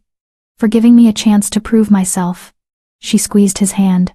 For loving me enough to change your mind. I should thank you, he countered. For being patient, while I figured out what should have been obvious from the start, that the moon goddess knew exactly what she was doing when she made us mates. You're not just worthy of being Luna, Amparo. You're the best thing that ever happened to me. He kissed her in front of the entire pack, and the howls of approval shook the rafters. Later that night, alone in their den, Amparo pulled out her grandmother's journal one final time. She'd read it cover to cover now, every entry about white wolves and their purpose. They are born in times of darkness, one passage read, to bring light, to heal what is broken, unite what is divided, and remind all wolves that strength comes in many forms. The white wolf's greatest power is not their combat prowess or healing abilities, it is their capacity to inspire others to be better than they believe they can be. Did I inspire anyone, grandmother? Amparo whispered to the memory. Did I do what you hoped I would? As if in answer, she felt her pup move just the faintest flutter, but unmistakable. New life, new hope, new possibilities. And through the walls she could hear her pack celebrating, unified, stronger together than they ever could be apart. Yes, she decided. She'd done exactly what her grandmother had hoped. She'd proven that being different wasn't the same as being broken, that patience and persistence could overcome any obstacle, that love, true mate bond love, was worth fighting for, even when the odds seemed impossible, and that sometimes, the wolfless outcast becomes the legendary Luna, exactly as the moon goddess intended. Dear viewers, as we reach the end of Amparo's incredible journey from invisible outcast to legendary Luna, I want to leave you with something to think about. How many times have you dimmed your own light because someone else couldn't see your worth? How many dreams have you abandoned because the world told you that you were fundamentally lacking something essential? Amparo spent 23 years believing she was broken, simply because she didn't fit the mold others expected. But her worth was never defined by what she lacked. It was always present in her intelligence, her compassion, her unwavering determination to keep fighting even when everyone dismissed her. Here's my question for you. What would you do if you discovered that the very thing you thought made you less than was actually preparing you for something greater than you ever imagined? Drop your thoughts in the comments below. Have you ever felt like Amparo overlooked, underestimated, told you weren't enough? How did you prove them wrong?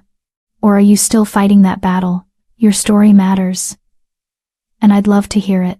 And if Amparo's transformation from wolfless healer to white wolf Luna moved you, inspired you, or reminded you that your worth isn't determined by other people's limited vision, please hit that like button.